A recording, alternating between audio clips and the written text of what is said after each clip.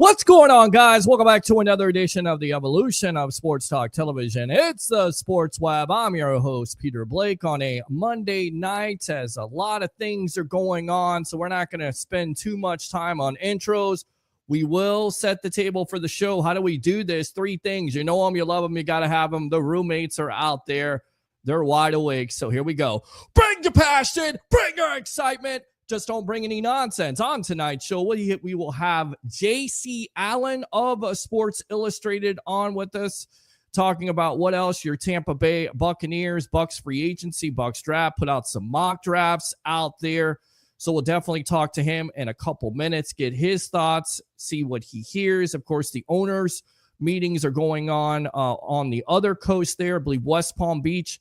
So we'll see what is in store, what he hears. Because J.C. Allen has been a guy that's started off with this show from the very beginning. So we will have to get his comments and, of course, get his thoughts. At 8:30, we will have Bushman because the Rays are back.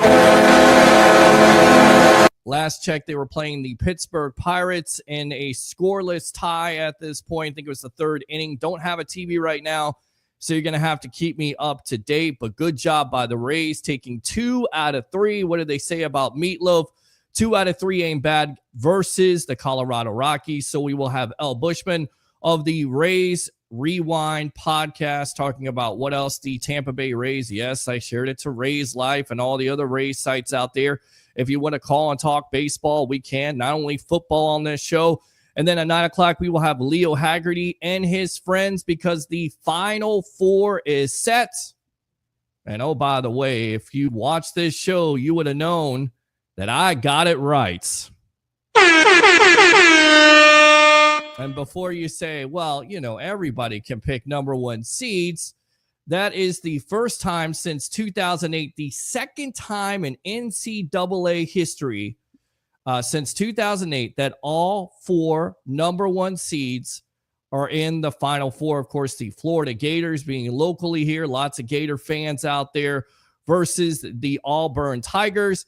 And then, of course, you've got Houston versus the Duke Blue Devils. So we'll definitely talk basketball. And once again, take your phone calls as always, 727-255-0391. It's 727-255-0391. Now, I kind of mentioned something to you guys that I was really proud of. I wanted to throw it out there, and then we'll get out to J.C. Allen of Sports Illustrated.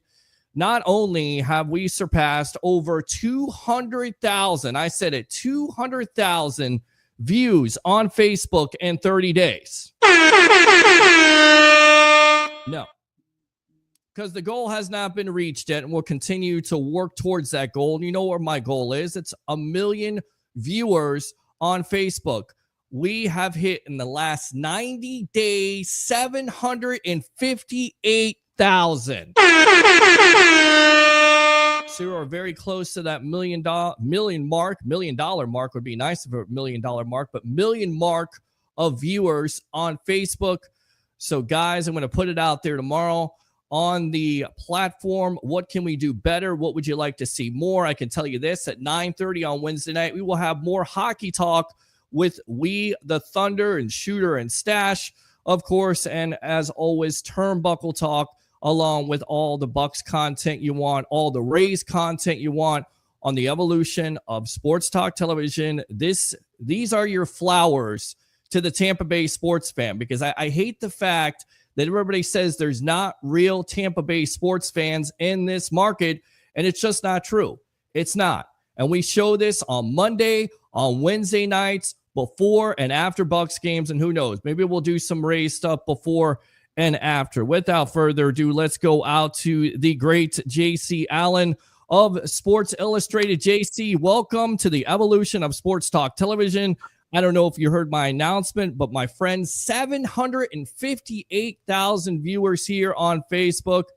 With that being said, welcome to the Evolution of Sports Talk Television. That's huge, man. Congrats. You know, you've been pulling numbers since back in the day, though. So that's a big accomplishment. Obviously proud of you, and Thank you, awesome man. to see you continue to grow your brand. I'm doing good, man. Draft is right around the corner. I mean, tomorrow is April 1st. That gives us 24, well, if you don't count that day, 23 days till the draft is upon us. And really you start to, not just the Bucs, which is the main focus here, right? But the rest of the league and how that starts to shake out, because right around the corner will be the schedule release, and you can what teams improved, what teams got steals, what team nothing matters until it's played out on the field. I mean, a lot of people wouldn't say Bucky Irving would have been the best running back in that draft class last year, but hey, look what happened. So you still got to play, but it makes you feel good about the direction of the franchise, especially with the track record that Jason Light and his staff. I've talked to Jason enough to always make sure I say "and his staff," because if not, I'll hear it. And his staff, they've done a phenomenal job over the last couple of years, and it's easy to see. Some franchise, everyone gets excited for the draft, but some franchises, you look at their track record, and it might not be something like, well, we'll see.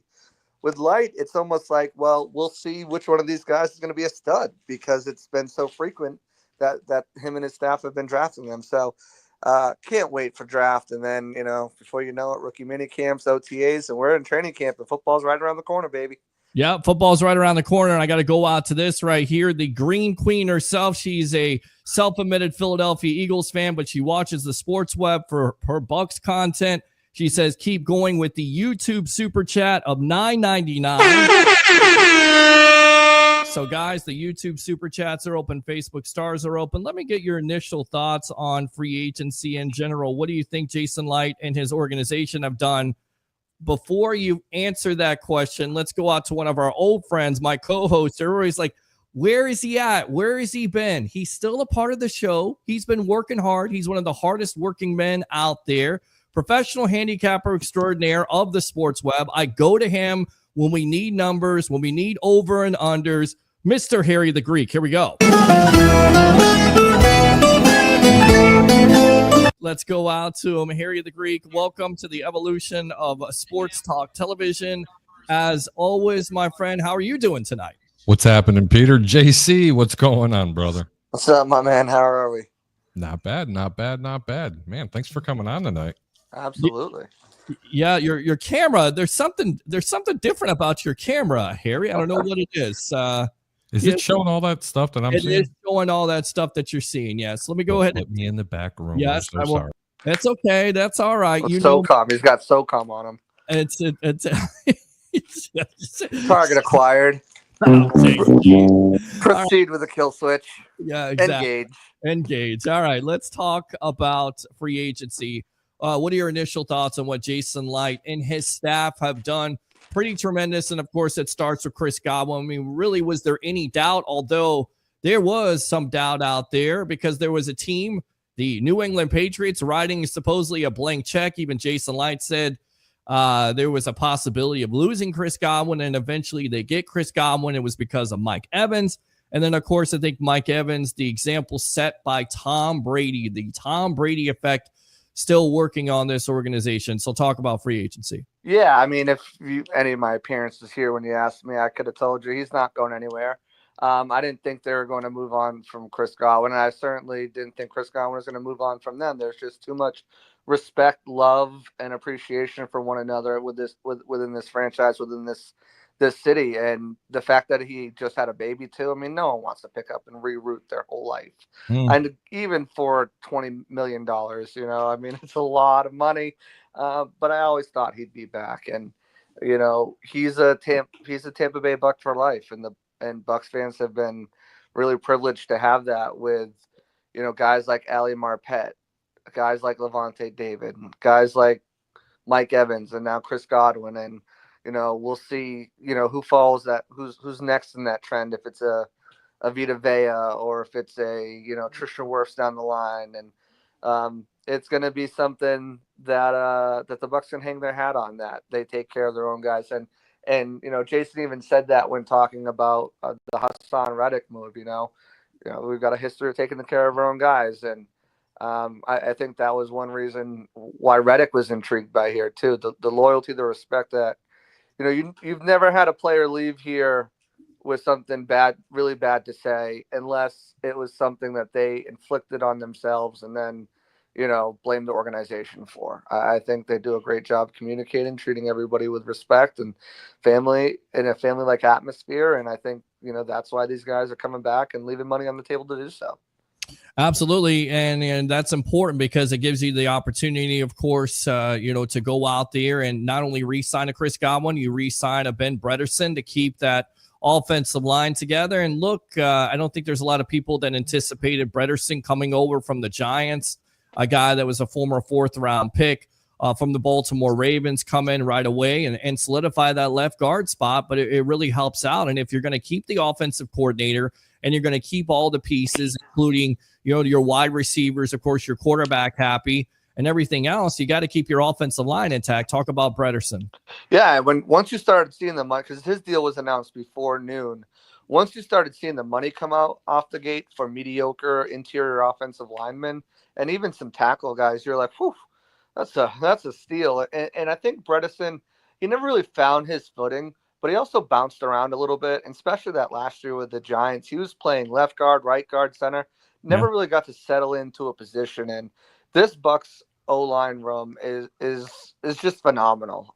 These guys are all tight knit, and they're really close, and they feed off each other. They pick each other up, and you could see really, was he in consideration for any Pro Bowl or All Pro? No, but he was a very solid piece on an offensive line, and with more time to kind of root himself in that position. And I asked him about this when he resigned. How much of a difference did it make being able to settle in, knowing what position you were playing? And, it was a tremendous difference for him, and having the offseason to really train there and, really kind of focus his mind on being the best left guard he can be, I think is going to be a great step for him as well. Even though he was coming in last year for that position, his versatility, he's never really kind of known where he was going to play in case something happened. The Bucs had Robert Hainsey last year, but if they didn't, for whatever reason, he would have been slid over to center for that game Graham Barton missed. So he still provides that versatility, and, on the lines of the line, re-signing Sua Opeta, if something does happen, gives you a guy who started some games, but they are extremely high on Elijah Klein too, along the interior. I think he can play anywhere. We saw last preseason he played at tackle with very short notice. Almost played the entire game there. So they really like the continuity of the offensive line room. And Bredeson back, especially at that deal, in hindsight, looks like a no-brainer, but was smart to finally keep some continuity together on that offensive line since, Marpet retired and Jensen went down. Yeah, and again, it's important because you see the good teams around the league. When you keep your offensive line together, that's how your offense is going to flourish like it did last year, and hopefully the Bucs can be even better on with J.C. Allen of Sports Illustrated. It's the Sports Web. I'm your host, Peter Blake, your Rolex reporter, giving you something to think about. Talk about Reddick. I love the move. 1 year, $14 million. He's a proven guy. He's got 50 sacks there, over 50 sacks, I believe. Had a bad year with the Jets, so you get him on the cheap compared to the other guys. Chase Young's getting obscene amounts of money. I mean, that's what the Saints want to do. You're paying for potential, but you're not paying for a guy that's proven like a Reddick. I love it because not only is he going to be hungry, but also he's going to be more motivated because he's going to know if he does what he's done in the past, which is be a double-digit sacker, that he's going to get paid by the Bucs or get paid by somebody else. So to me, it's a win-win move.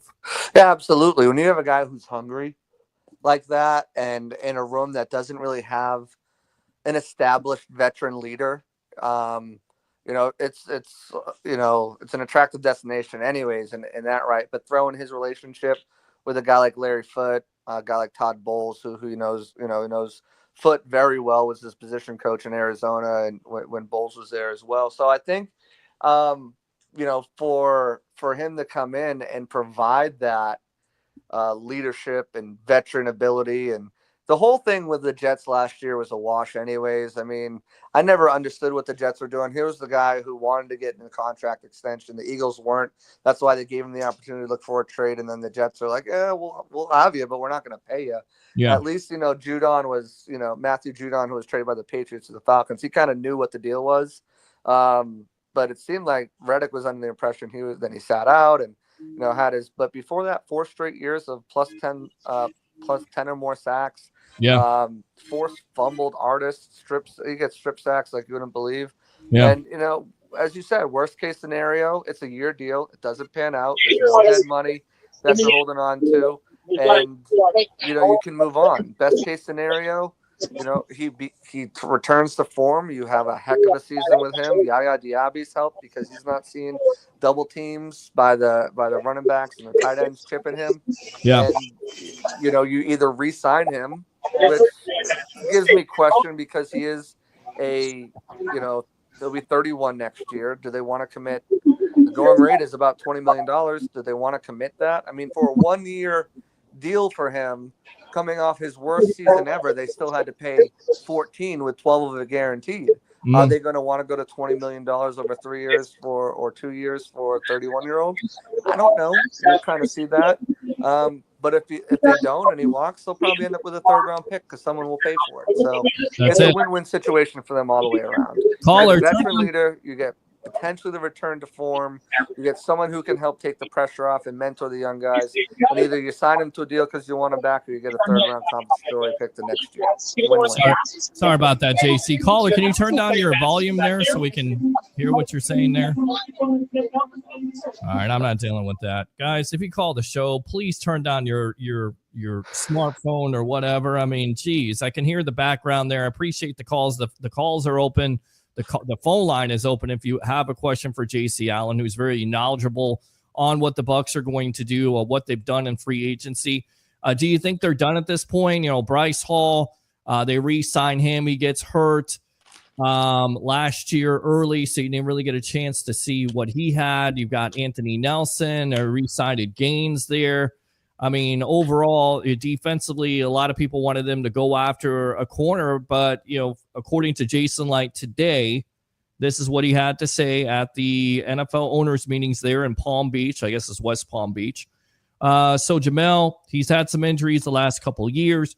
He's a really good player. Not too long ago, he has high expectations for himself, and we have high expectations for him. We feel good about Jamel. So you would assume, even with the contract situation, which is 4 years, $52 million, he got that in 2023. He's been wildly inconsistent, if that's fair, with tackling and being a ball hawk and making those plays, because we've seen him make those plays before. What do you make of this situation? Are you surprised they haven't restructured his deal? And from these comments from Jason Light, does it seem like he's going to be on this team going forward? Well, I don't think they would restructure his deal because that would end up pushing money out. It would anything, they would have to come to him and ask him to take a pay cut. But that's the thing, the availability is your best ability, right? And he's been hurt here and there the last couple seasons, but he's still a really good corner. Now, he's never been a ball hawk. He's not going to be a ball hawk. He's not going to get you a bunch of interceptions. They called him Stonehand Deans, and every time he catches one, Bulls always has a snarky comment about how I was just surprised he caught it.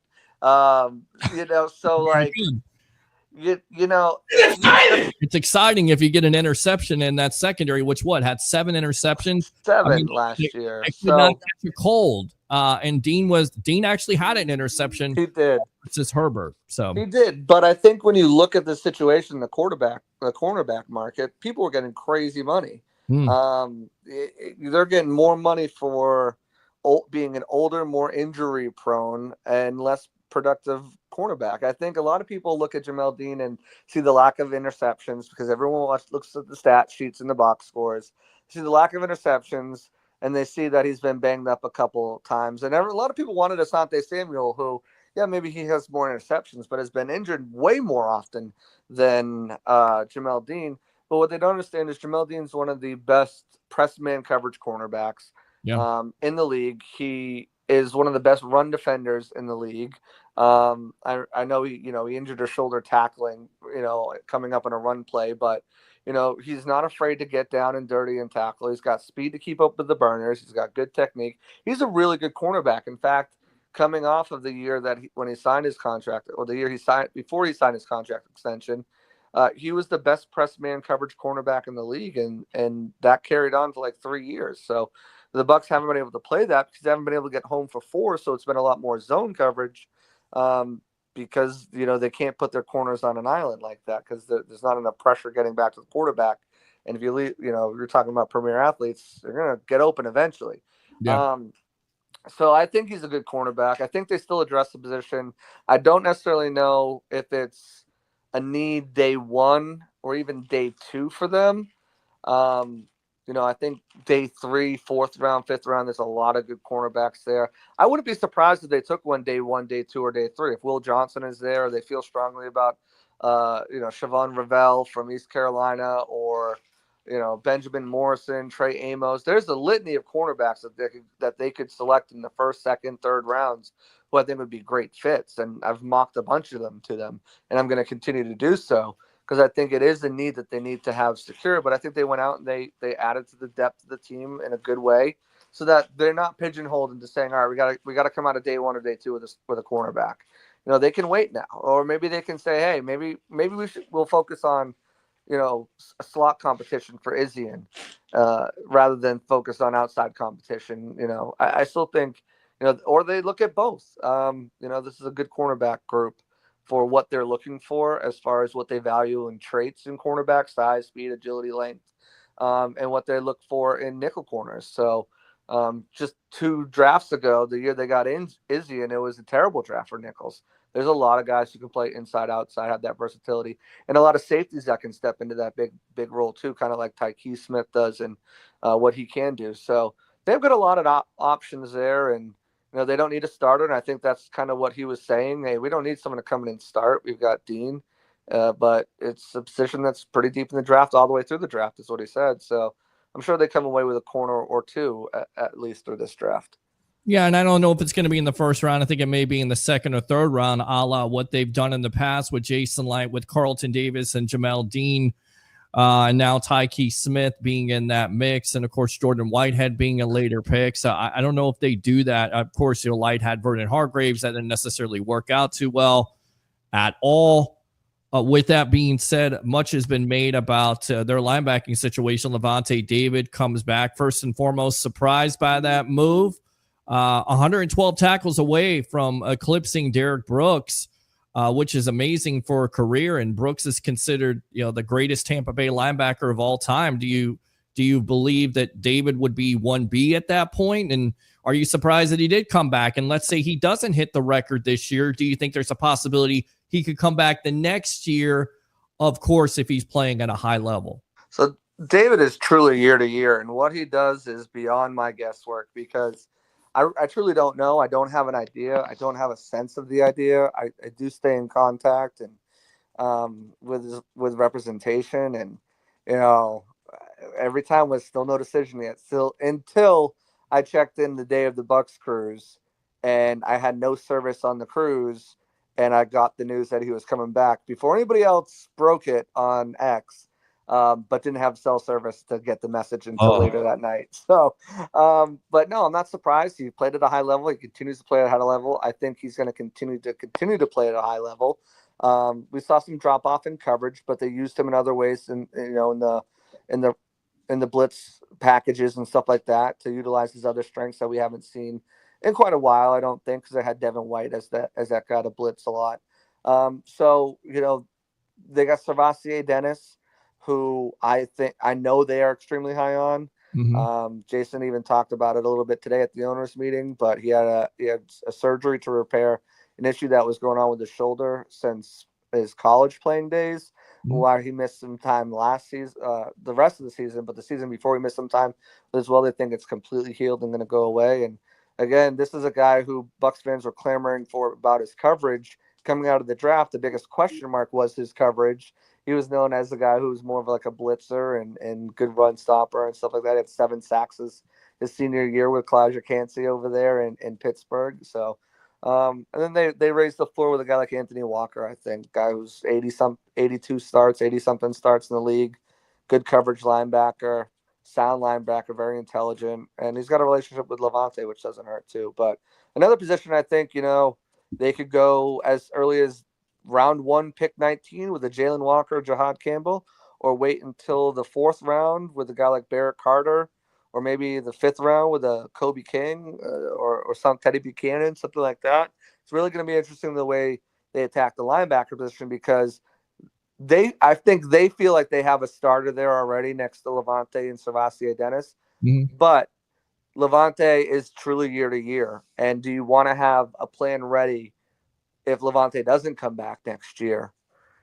Because again, you asked me, will he come back next year if he doesn't hit it? I don't know. It's truly year to year with Levante and how he feels and how he plays. And that's really going to kind of decide whether he returns. But you always got to start to think too about life after Levante, and Walker's on a 1-year deal, and you're heading into the third of a 4-year contract with Savasi Dennis. So putting more talent into that room just in case injury happens is never a bad idea either.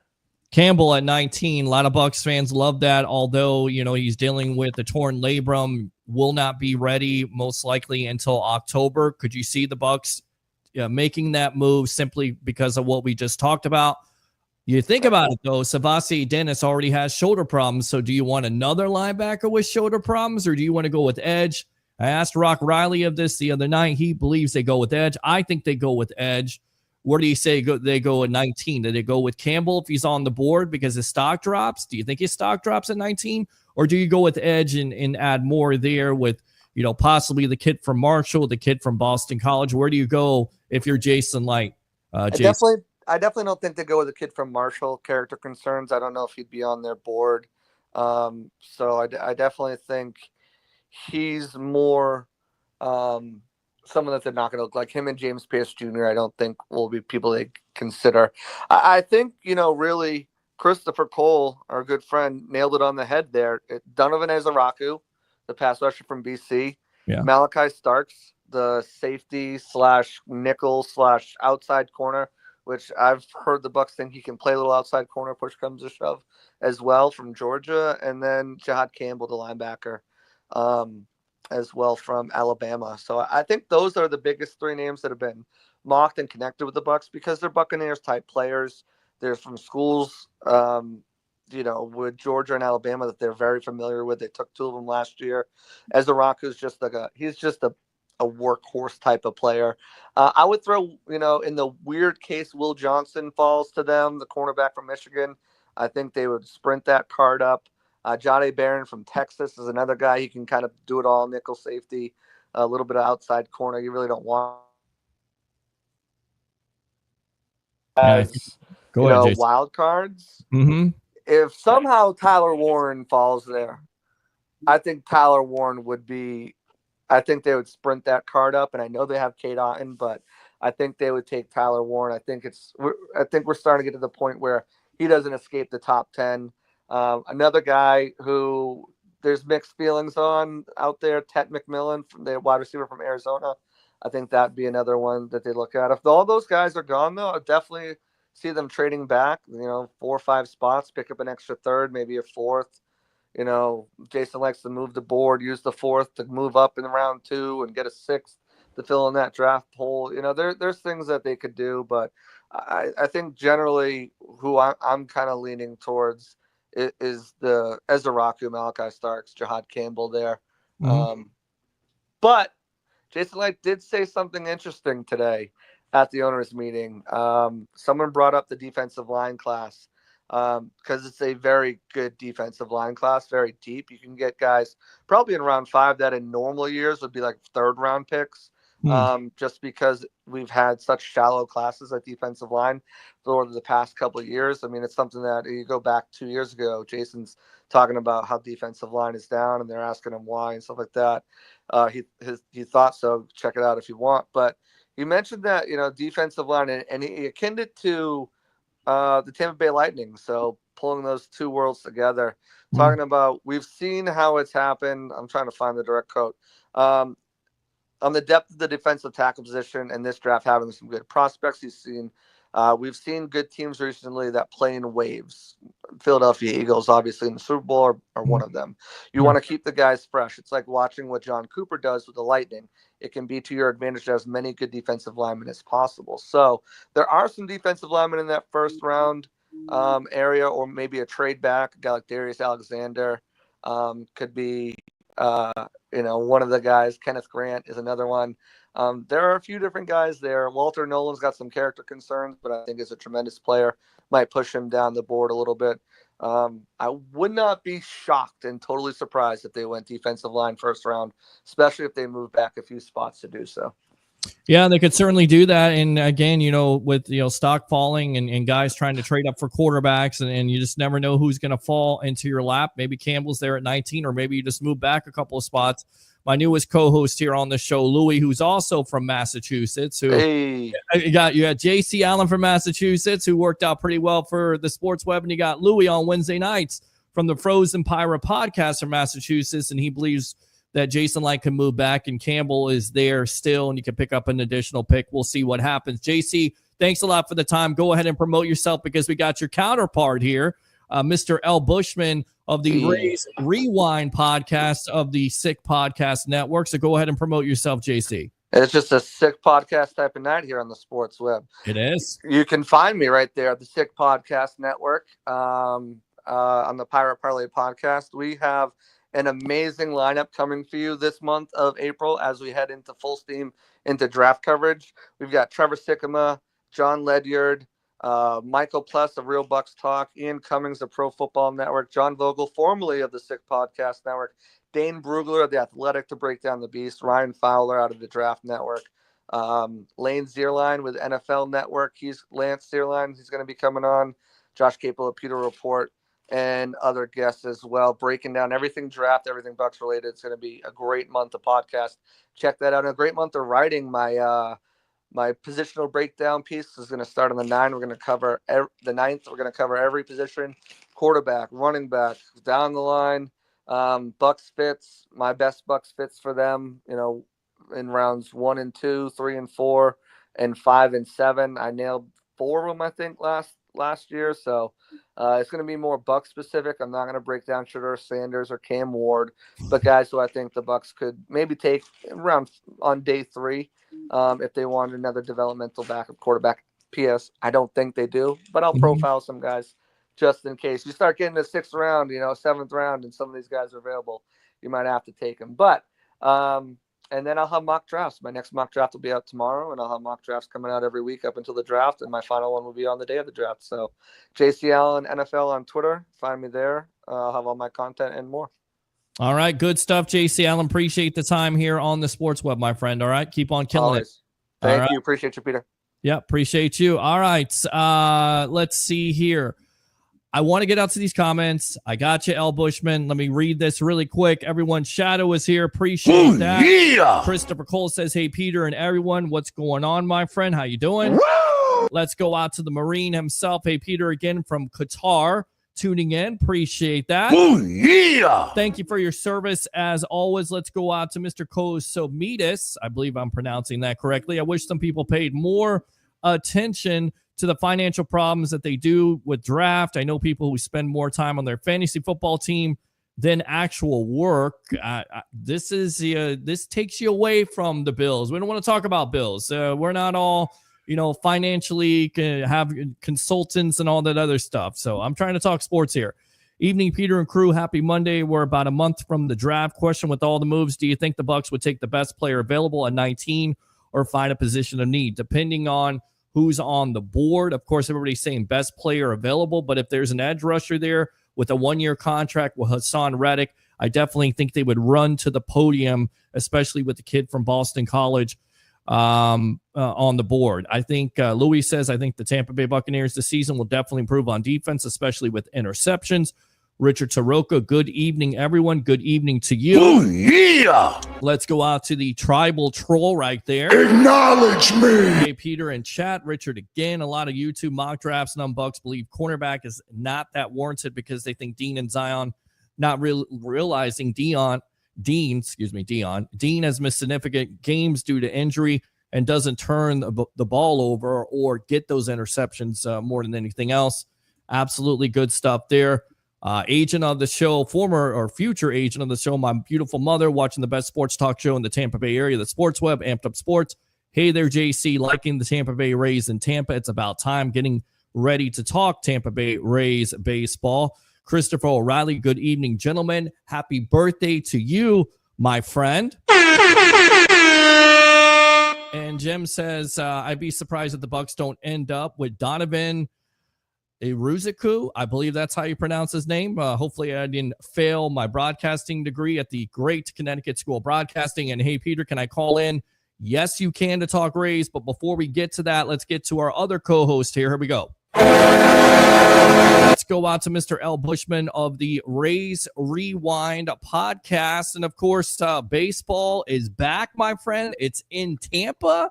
And the beat goes on, and the beat goes on. Yeah. Oh, yeah, brother. Let's do this. Let's do it. And give me your initial thoughts. I mean, how cool was it to see the Rays there in Tampa with the crowds and the atmosphere and taking 2 out of 3 from the Rockies? Welcome to the Evolution. What's up, Peter? What's going on, buddy? How you doing? We're going to have Harry here, but I guess the camera crapped out or something, so we'll try to get him back on. But yeah, man. It's a sick podcast kind of night. We got JC. Why isn't he on camera?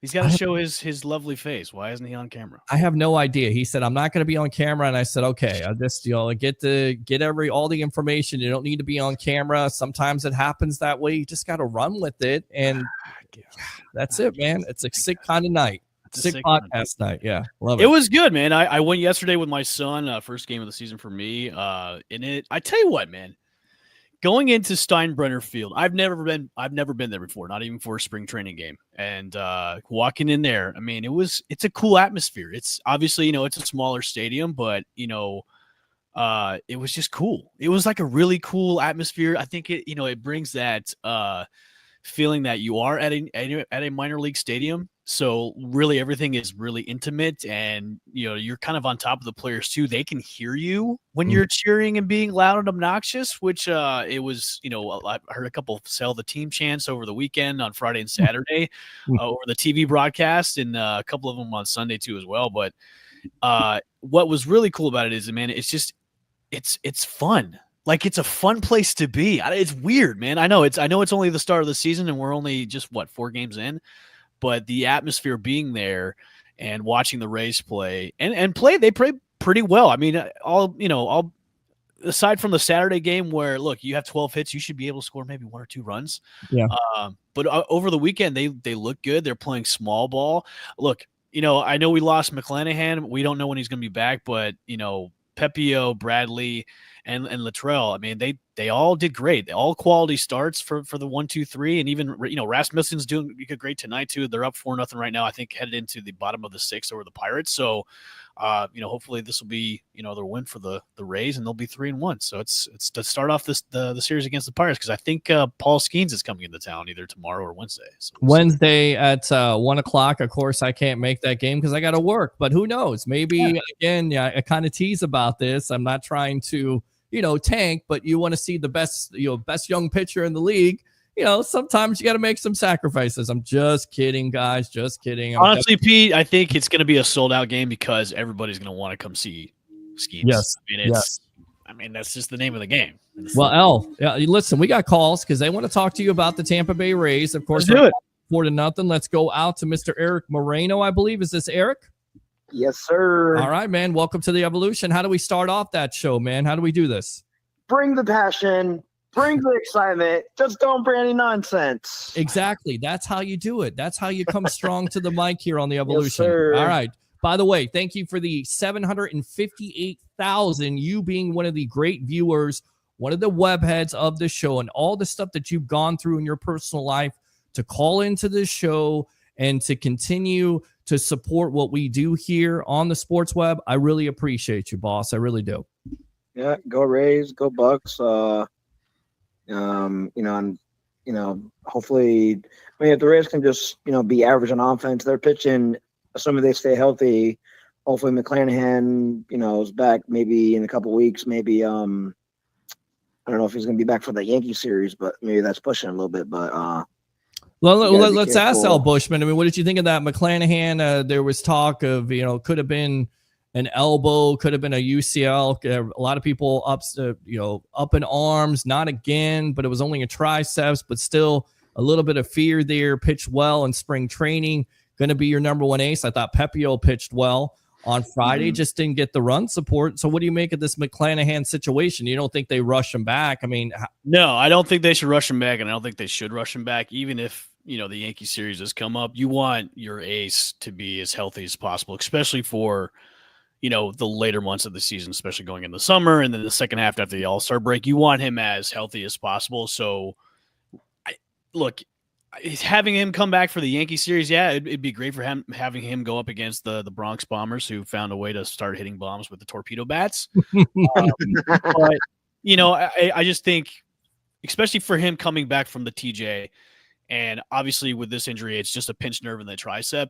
You still have to be cautious about that. And for me personally, look, give him as much time as he can to come back and to be 100% healthy, instead of saying, okay, hey, you're going to be here for the Yankee series, even though I don't think we need him for the Yankee series. Just take your time, ease him back in, and then see how he does. I don't think rushing him back in just for the Yankee series is a good move. Because you want them there for the latter half of the season. I mean, if they're playing like they are now, which I think they're playing great. Look, I mean, offensive side, yeah, I think it's the kind of the same old Rays, and they're leaving guys on base a lot. But I think with the start of the season, I'd rather see them get going slow. I mean, you want a team that's going to be really hot in the second half of the season instead of the first half, like we saw the Rays a couple of years ago with the 13-0 start. Agree. Yeah. And with this Rays offense, I think it's starting to click together, especially the guys they brought up, Meisner and Magnum. We call them the M&M show. I mean, they both had Magnum, who came up in his debut today, had an RBI single already and a stolen base. So the young guys are starting to produce. And a double too. Yeah, and a double too. So what I saw on Sunday too, small ball, man. Like that's what the Rays are known for. They're not really known for power, and when they tried having power, it didn't work out that great. So I like them going back to let's get guys on base, let's steal a lot of bases, and let's get guys over the plate when we can. And I think it's still a long way to go, because they're still leaving guys on bases. I think on Saturday they had 2 opportunities with the bases loaded where they could have gotten guys across the plate, and they didn't. So it's me and Peter talked about this, early on a few weeks ago. It's look, if everything aligns well, if everything is clicking, the young guys are coming up and contributing, it's going to be a great season for the Rays. And the guys that they got in from last year, Christopher Morel, guys need to produce like they wanted them to when they brought it over in the trade. So this is still a young team, and the elder statesman on the team is Yandy Diaz. The rest of the guys are young as hell. So I've liked what I've seen on the field so far with the products, but the thing is, they're playing teams that aren't great. They're playing the Rockies and they're playing the Pirates. So, let's get back to it when they actually are playing contender teams, like the good teams of the AL East and so on, and the rest of the league. So if they can play like this against the Yankees and the other guys in the league that are good, then I'm going to be like, okay, this is going to be a really fun season with the Rays. But I mean, look, it's fun right now. I mean, we're 4 games in and they're playing fun baseball. It's fun to see the Rays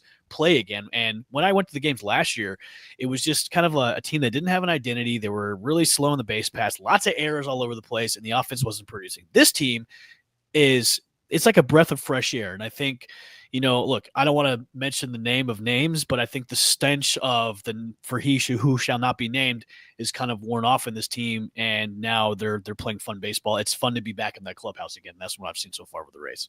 I think you're absolutely right about that. And I know who you're talking about. And I think it's also Siri. It's players like that. Is potentially, he has the power, and we know he has the speed, and he has all the tools. He's a 5-tool player, but his attitude sometimes is just he's not a Rays guy. He's more lackadaisical, showboat. You think of Rays players defensively, fundamental, sound. They're getting back to that. I know it's early in the season, but it's good to see that. And it's also good to see young players like Magnum and, of course, Meisner there on Friday. And his first at bat, which, by the way, Major League Baseball history, your first at bat, first home run, and your home run is a walk-off. And talk about this kid and what he's been able to do in the end. And he's not really, he's like 28 years old, but he's finally being given an opportunity because of injuries. And also he had a pretty good spring too. So just a side note on Jake Magnum, he's 3 for 3 tonight with a single, stolen base, and 2 RBIs. So he just had another hit. So he's 3 for 3 right now. So, and by the way, they got him from the Marlins trade there. Eric, appreciate the call, man. Thanks a lot. Use that second call if you want to, my friend. All right. Yes, Yeah, sir. I think also too with Meisner coming up. I mean, what a way to open up the season with a walk off. I Right. mean, Yeah. what a way. So, another young guy that they're coming in who took that spot with McClanahan going down, and you want these guys to produce. You want these guys to contribute as much as they can, and they have so far. And that's what I've liked to see. That's what I've liked so far with watching this team. And when we talked about the preseason stuff, is they've got a lot of guys in the minors that they can bring up and plug in for the holes. I mean, they've got a ton of guys that are that are licking at the chops to come up to the show, that they're ready to go. I mean, I think, look, Chandler Simpson is already doing well in AAA right now. Eloy Jimenez, he's crushing the ball too. Carson Williams as well. These are all guys that are just waiting to come up and contribute to the Rays. And that's, with Meisner coming up, I didn't know how he's going to do, and then hits the walk-off, and it's like, all right, this is what I like to see. And what a way to start off your major league debut is to hit a walk-off home run on opening day for the Rays. So that was great. It was good to see. Absolutely. All right, let's go out to the web heads here. Again, open phone lines if you want to call up and talk to the Bush himself, Mr. L. Bushman of the Rays Rewind podcast here on the Sports Web. Glad we took Series 1. Hope the planets are aligned for us to take more and get us in playoff position. Go Bucs is sitting. Appreciate that. I'm right. Hopefully, poo-poo Stu will sell the team and we get a stadium deal so we can start going to games again. I think for me, I think it's going to be a foregone conclusion. You look at the numbers yesterday. I don't know if you saw the revenue statistics there, but $197 million you can't account for. And I don't know how accurate these numbers are, but it's all around Major League Baseball. He's 28th when it comes to revenue. If you add that up, L. Bushman, and I know we're not math wizards, but the last 10 years, if you add all that up, you could buy your own stadium. And it's a lot of money. And I think that's the reason why not only the commissioner of Major League Baseball is upset, but the other owners are pushing this. And of course, the deadline passed today. I know we've talked about this ad nauseum, but just give me some more thoughts on this situation and how do you think it's going to play out? Yeah, I think a sale is probably coming. And the way he dodged those questions on opening day, where a lot of reporters were kind of pressing him, and then finally, I think at the last reporter on the scrum who asked how today was, he was kind of like, "Oh, thanks for asking that, because I'm tired of." In his mind, he's like, "I'm tired of answering these questions about the stadium." Yeah. Because I tweeted out something on that day. It was like, man, he's dodging these questions like he's in the Matrix, because he was just sidestepping it and not really coming up with answers that we wanted to hear. But look, I mean, we've heard the rumors. Major League Baseball is kind of pressing him to sell because, just the amount of frustration they've had with him too, as well as the public and the fans. I'm sure it's in the works. I'm sure, we'll probably see a deal maybe later on this year, maybe at the end of the year, or maybe, early 2026. But I think there is definitely something in the works, especially with the amount of groups that were interested in buying the Rays, which were Tampa Bay based. So, look, we talked about this before, and you can agree with me too. It's like, look, take the money and just go. I mean, and I know there's a lot of people out there too. It's like, oh, well, Stu sells the team, the front office is probably going to change.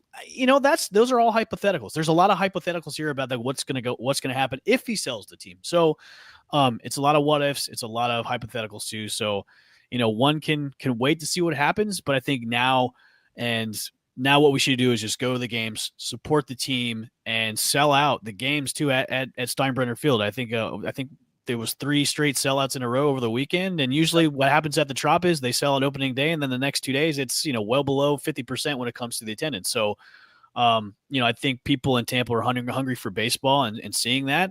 And look, I for one, it takes me a little bit to get up there from Sarasota, Bradenton area, but the experience I had at Steinbrenner Field and watching them on the field, I was like, you know what, I might be here a lot more than I thought I was going to be. So, but I tell you what, man, I think the ticket prices are really affordable. Where I was at was the third base rooftop, which it's all you can eat, all you can drink. Great seats too as well. They're like $40-$50, sometimes $30 if you wait till game time on SeatGeek. So check it out, man. I'm telling you, go to the ballpark.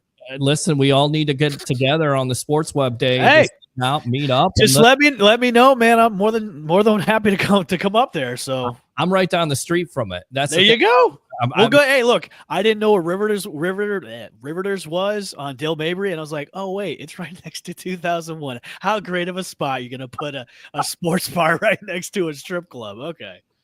That's it. There you go. We're all with Del Bushman with that great information from the Rays Rewind podcast. Not that I've been there before. I've heard, you can go into a spaceship for a certain amount of money for some reason. I don't know. Oh, sure. Yeah. I mean, Yeah. none of us have been there. No. We don't know what we're talking about. No, I mean, of course come not. on now. Yeah. It's a gathering place. It's a gathering for all of us, all these sports guys out there on the sports web. Rays up 4-0 over the Pirates. It's actually 5-0 now. It's 5-0. Okay. 5-0 now, 5-0. Give us an update here. Who's doing what besides Magnum? Is Brandon Lau. Let's talk about him. Give me that update in just a little bit. But for me, I think Lau could be the key at this point, simply because it's a short right field porch, right? It's like Yankee Field. On top of it, he doesn't have to play on that field of Tropicana. So he's had leg injuries. Maybe he's able to stay healthy longer. And on top of it, we know that when he's able to stay healthy, he's able to hit the ball out of the ballpark. What do you think about Brandon Lau this year? I've been very critical of him, and I've said on my show, the Rays Rewind podcast on the Sick Media Network at the Sick Podcast Rays Rewind on YouTube. I've been very critical of him because just the past couple of years with all the injuries and him not producing at that spot where, this offseason I said, if he gets traded, he gets traded. I mean, you could maybe get some value out of him, but with the Rays are, their front office, they're good at baseball stuff, but when it comes to stadium stuff, not so much. But when it comes to evaluating their players, they see him as one of the leaders of the clubhouse. And, when he's healthy and when he's seeing the ball, he crushed it. I mean, he hit the game on Sunday. He had a 2-run shot that, broke it open for the Rays to start off the game against the Rockies at 2-0. So with him, it's all about staying healthy and really raking in the ball. I mean, yeah, you're right. Steinbrenner Field is perfect for him. It's perfect for him, to knock in runs and to crush home runs. And he had a great series against the Rockies. So, I'm going to see with him, it's just all about, look, you are here to do a job and you're here to crush baseballs and do well for the team and be one of those elder statesmen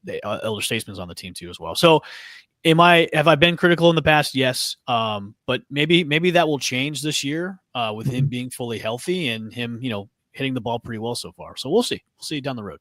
We'll definitely see. I want to get out to this guy right here once again. Professional handicapper extraordinaire, our old friend, Mr. Harry the Greek. What's going on, boss? How you doing? Welcome back. You got all the situation working. Welcome back. It's not the good camera, but it'll work for now. We're going to need your attention on that Canon. I can't get the settings off the display. I have no idea why. Fiddling with it, pushing buttons, and I was like, you know what? This is a job for Peter. Yeah, well, I'll have to figure that out. We'll definitely have to figure that out. Well, what's going on, man? You watching any of these Rays games? We're talking Rays here with, of course, the great Al Bushman of the Rays Rewind podcast. I mean, I know it's early. What's up, Bush? What's up, buddy? You asked me if I was watching the Rays? Yeah, watching the Rays. I watch grass grow right now. I'm so well, what would you rather watch? What would you rather watch? I know you're mad at the ownership like I am, but what would you rather watch, the Rays or the White Sox? Be honest. Honestly, I like watching both of them. And I got to tell you, man, the White Sox, what a team. My Lord. I couldn't tell you three. Well, I'm lying. I could tell you three players in the entire team. They're playing really well coming out of the gates. It's kind of exciting to watch. But with Tampa, Nice. All right. So there we go. I don't know. I mean, so positive. So positive when it comes. I mean, to what's there to be positive about, Bush? I think the positive thing is the product on the field so far. I think we're at a point where the season has started, so the talk about the owner and the stadium stuff should be an afterthought because we need to maybe pay attention to what's on the field instead of what's going on. Make that jackass even more money. Seriously, and just continue to make this guy and hold fans like us complete hostages. Look, I said it before. Look, support the team, don't support the owner. I'm going to watch baseball. I'm going to have fun. But when it comes to the behind the scenes stuff, it's like, look, whatever gets done is going to get done. And we all have our opinions about Stu Sternberg and what he should do with the team. But I think as of right now, to show the MLB that Tampa could be a better market than St. Pete that putting a new stadium in, I think that's the focus on this is where baseball needs to be, is in Tampa, not over in St. Pete. And you know what? I got to hear this reason, please.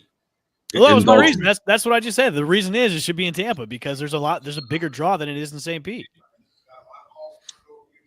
And we know this how they've had 4 games.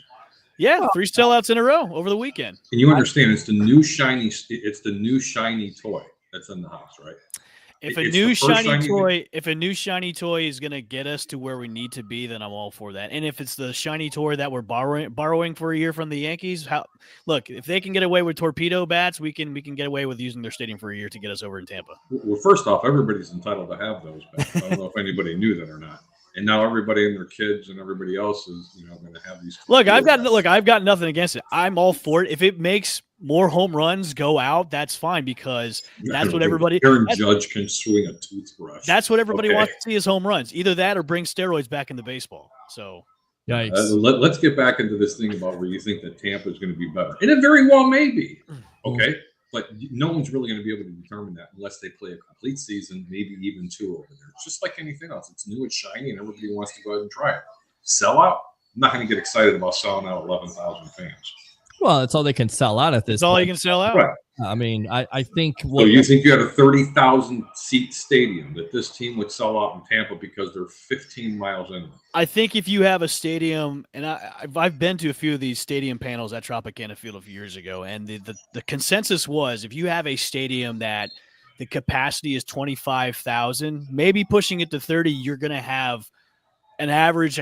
Your average attendance maybe be 15 to 20,000 per game in Tampa Bay and Tampa, not St. Pete, not over in that area. It's got to be in the heart of Tampa to where you're going to have more metropolitan people come over it.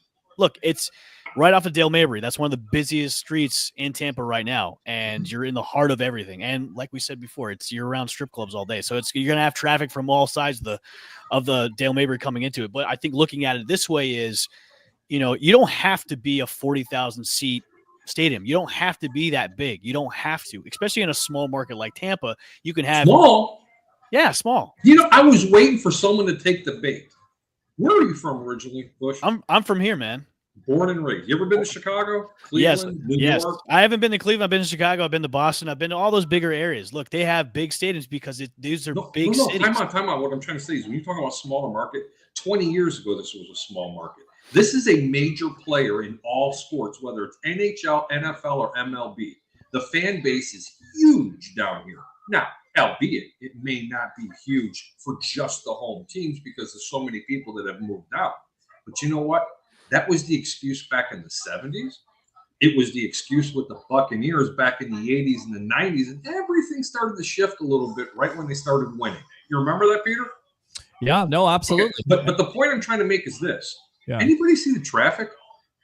Buddy, I'd rather go through Chicago rush hour on the Eisenhower leaving downtown at 2:30 than it is for me to leave St. Pete Seminole area and crossing over the Howard Franklin, the Gandy, or even the Courtney Campbell. I mean, it was ridiculous. There wasn't even an accident. That's the same excuse people from Tampa were giving to come over the bridge to go over to St. Pete. But I'm talking about people living in Tampa, not people living in St. Petersburg. I'm talking about people living in Tampa going to the games. So now you're saying that the people in St. Pete, are less affluent than the people in Tampa? Yeah. And I ain't going for it. Okay. I'm not going for it because you know what? You can say that about any major area because this is why I love this show is because everybody can have an opinion. Between Tampa and St. Pete, you may have a little bit more money in Tampa, but you still have the same amount of people that have been transplanted from up north. You still have a fan base. They just recently did a poll, and here's something really cool for you. Over 70% of the people under the age of 30 are born here. They're born here. There is no reason for not selling out a stadium. Can't use the small market because it's not a small market anymore, ladies and gentlemen. This is a major player. It's not New York. It's not Chicago. It's not LA, but it is Houston. It's bigger than Nashville. It's bigger than Cleveland. It's bigger than Indianapolis. Harry, I will say this, though. It is an experiment because this is the first year they're in an actual stadium in Tampa. So you haven't gauged it yet. So this is like an experiment for the year. It's obviously the new shiny toy, Bush. That's all I'm look, gonna it's say. the new shiny toy, but if it brings people in, it shows MLB that Tampa is a viable market. It shows I'll go that to Tampa.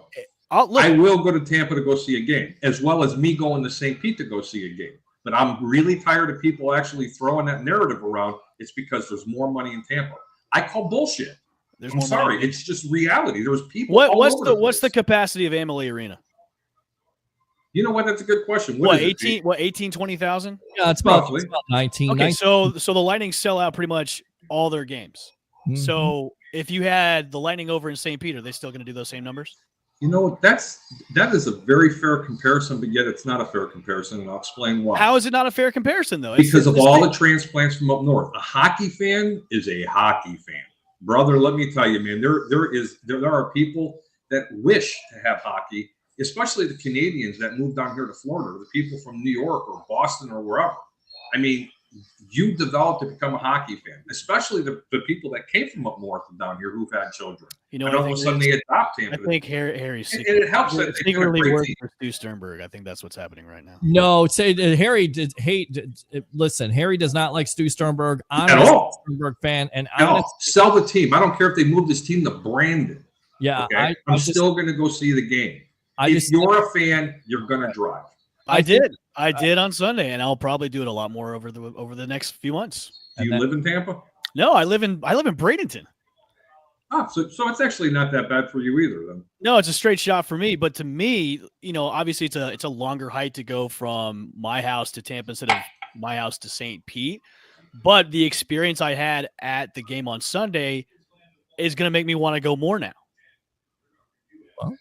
I mean, I think that's a good thing. And I think a lot of people's points is that there's more population around Tampa. It is centrally located, but also the point could be made, as we've always said on this show, it comes down to ownership. The reason why, and I'll throw this out there, I think if the Lightning were in St. Pete and have been in St. Pete before with good ownership and a winning team, they have had no problem with being able to sell out and draw. And yeah, I get it's hockey. It's where are they going to put the stadium, by the way, if they go to Tampa? Where do you propose they do it? You know, I have a couple spots. The Ybor spot was really a good one, but I've always been a guy that likes it at the fairgrounds because you're not only going to get the I-4 traffic from Lakeland and the upper part, you know, that I-4 traffic going that way. You're going to have a lot of people coming in from, you know, Tampa, and then you're going to have the people coming from south too. I mean, South like in St. Pete. Lakeland. Yeah, Lakeland.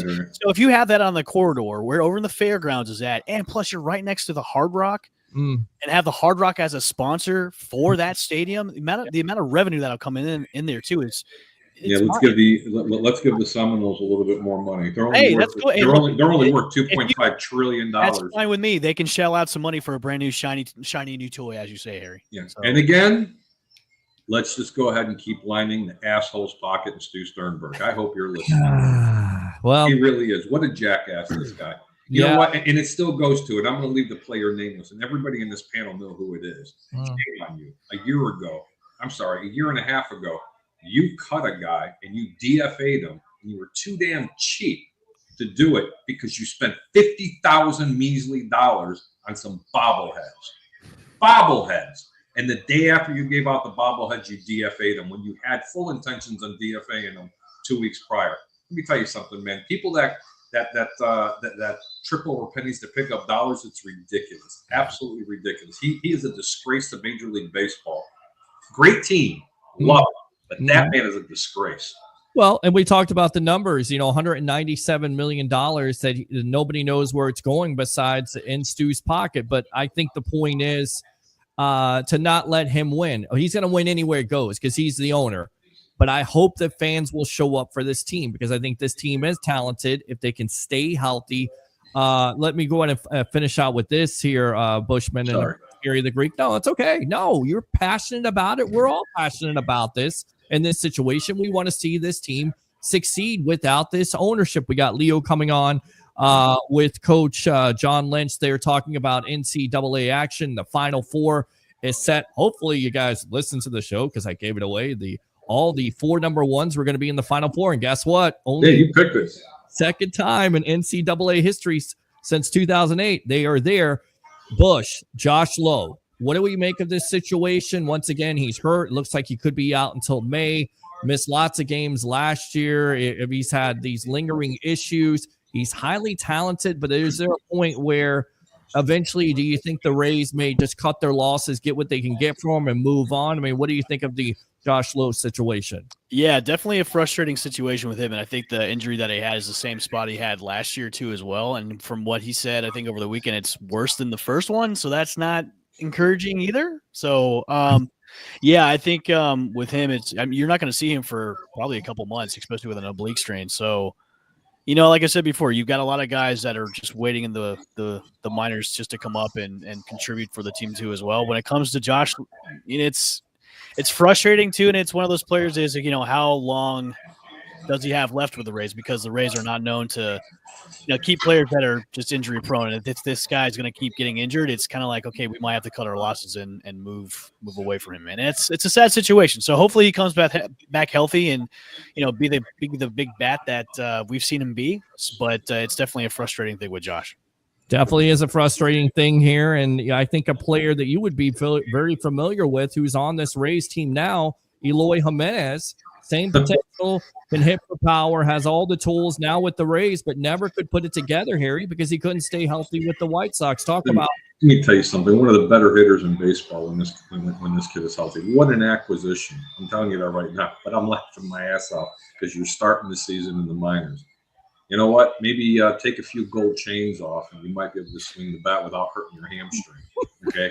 And a little shout-out to Yohan Moncada the same way. But Eloy Jimenez, let me tell you something. Can't field for nothing.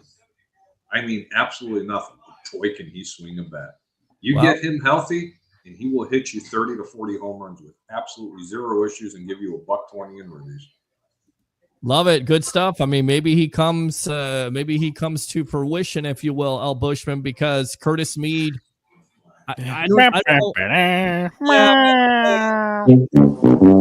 Curtis Mead, doing all that, put all this, muscle on in the off season, hitting the hell out of the ball in spring training, and then once again, nothing to show for it during the regular season. I get it's early, but it is what it is. He is what he is. Walls, he has no business being in the lineup, although he did get a hit. Did he get a hit tonight? I mean, he has been hitless tonight, I think. Oh, he's just a guy at this point. I get it defensively, but he's just a guy. You got to get the guys out of the lineup.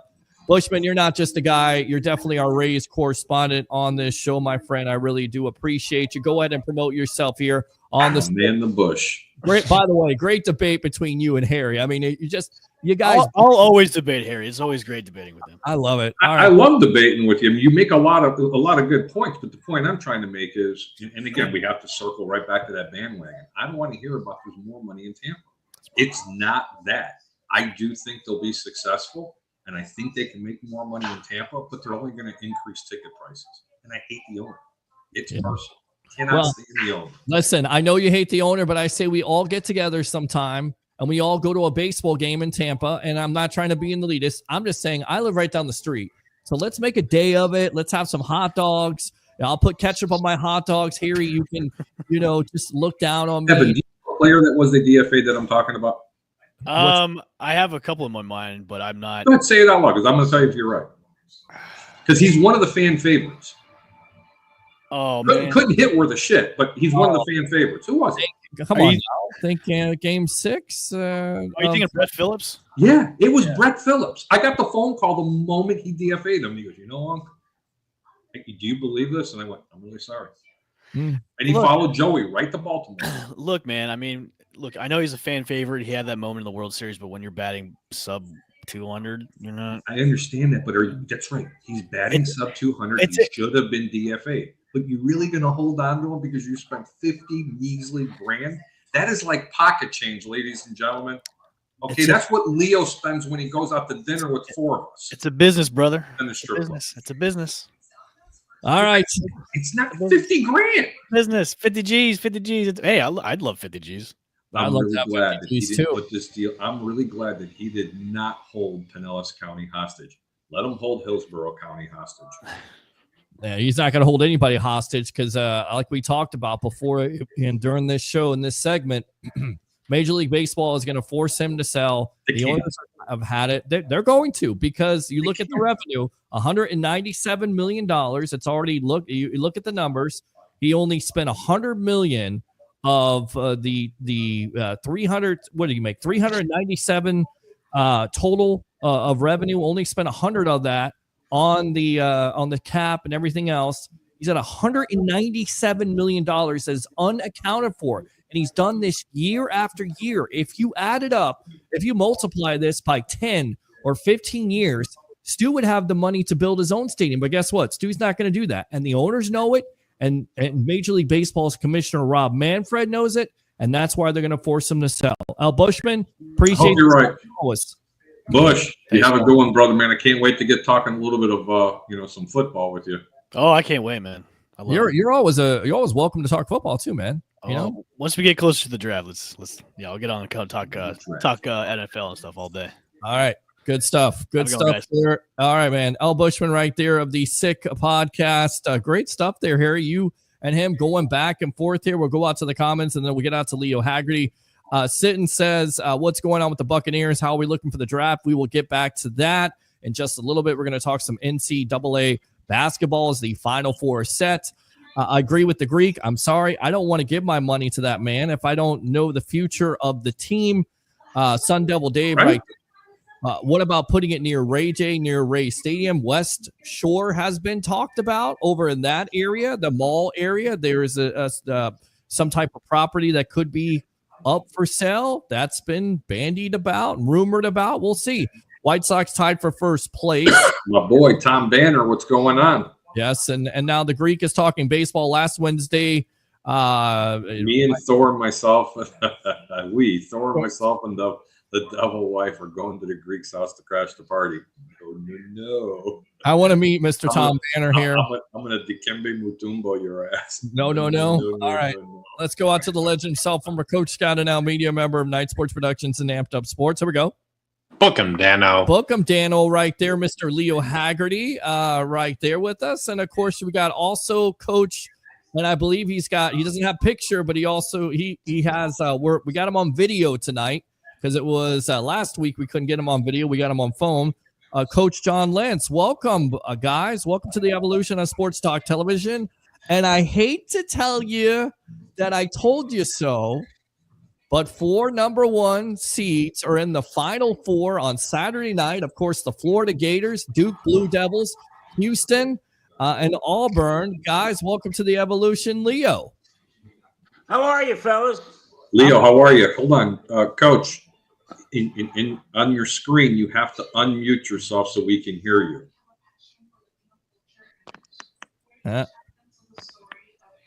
Well, am I muted? No. We can hear you just fine. He's muted, I guess. I don't know what's going on here. I don't know if he knows how to unmute it, Pete. Yeah, we there it is. I think he's there. Hey, John, Coach, how are you? Coach, are you there? And Coach, are you there? Hello, No, Coach. he unmuted it. Coach, go ahead and go back out and hit the link and come back in. All right, let me go ahead and get him out of here, see if he can come back in. Hopefully he gets back in here. What's up, Leo? Yeah, what's up, Leo? Another day in paradise, living the dream. There you go. All right, so what do you think here? The second time in NCAA history, you have 4 number 1 seeds, and we talked about how talented they were, especially Duke and Florida playing great basketball. I gotta give it to my buddy right here, Harry the Greek, who's a big time Florida Gator fan. He said, watch out for this basketball team. And sure enough, and you got Florida versus Auburn and Houston versus Duke. These are the matchups that I think people wanted to see, right? You know, Pete, yeah, absolutely. I was excited about it. But I'll tell you the game that I'm still rallying on.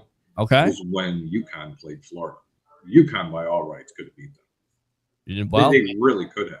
Let me tell you something. Duke's going to – by the way, hey, Coach, that's perfect. All we got to do is see your face back there. There you are. All right, let's go out to Coach John here, John Lentz. Let's see if we can get out to him. Boom. Hey, John. By the way, the other guy is worse off than me. Jeez. What's going on, buddy? How you doing? I'm good. I had a Mohs procedure on my nose, so can't take the bandage off, can't get it wet for Hardly about noticeable. 5 days.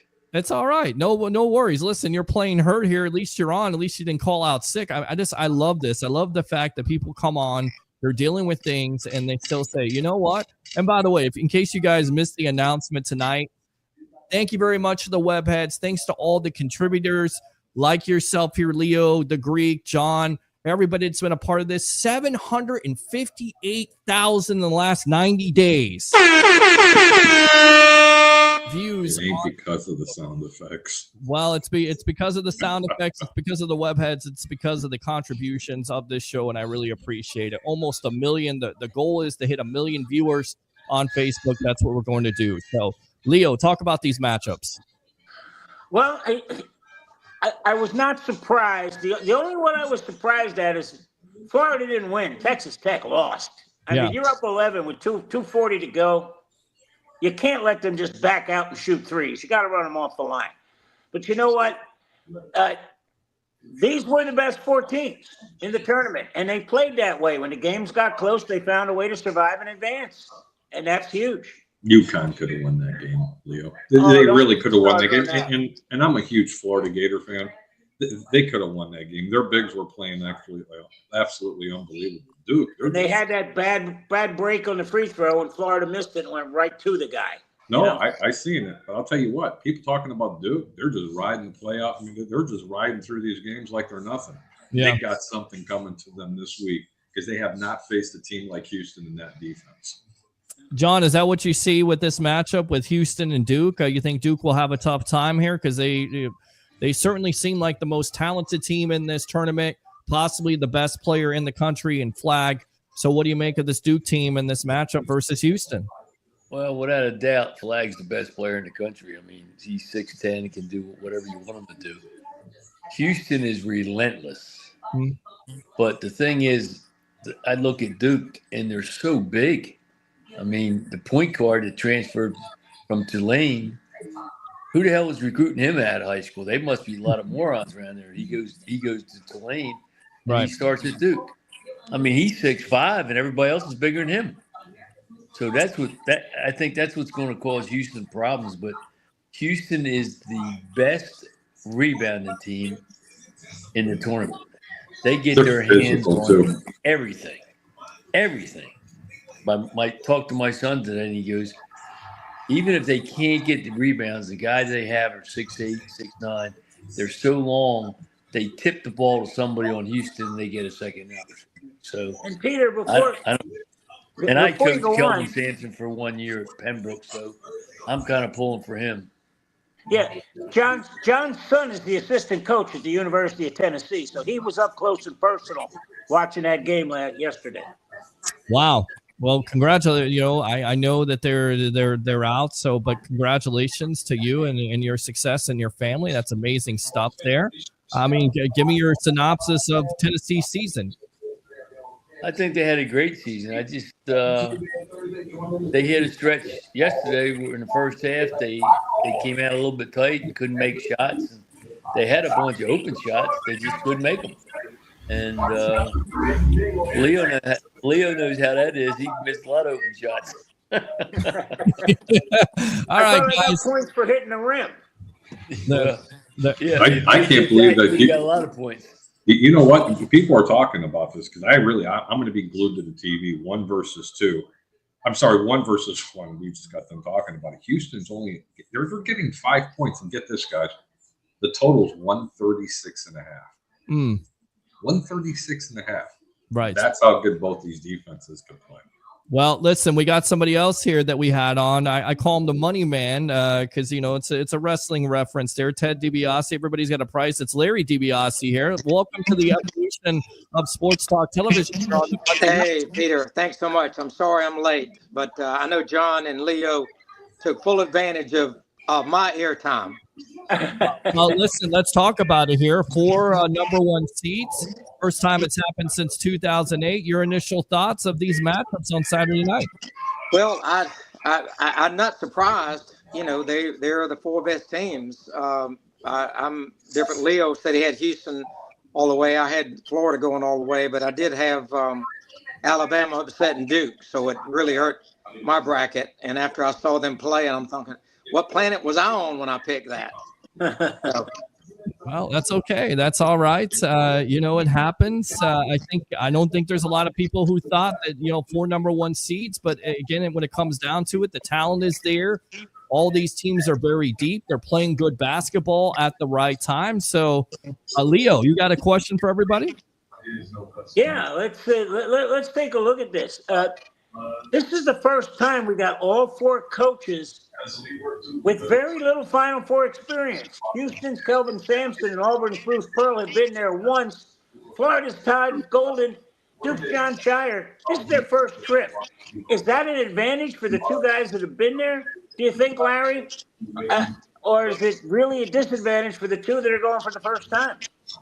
Well, I think with the 2 that have been there with Pearl and Sampson, they're used to all of the hype that's going on around it, and they have people to take care of a lot of those things. Again, Shire was an assistant at Duke all those years when Disketti was going on there and winning a lot. So I think they're pretty. I don't think it will affect them. I really don't. That's just my opinion. What about you, John? Well, Shire played in the Final Four, so he knows what kind of hype's going to take place. I agree with you, though. These guys are Florida might be the most inexperienced. Pearl's guys are they're relentless. They just go play. He looks like you got a bunch of kids out of New York City and say, let's go kick some people's you-know-whats.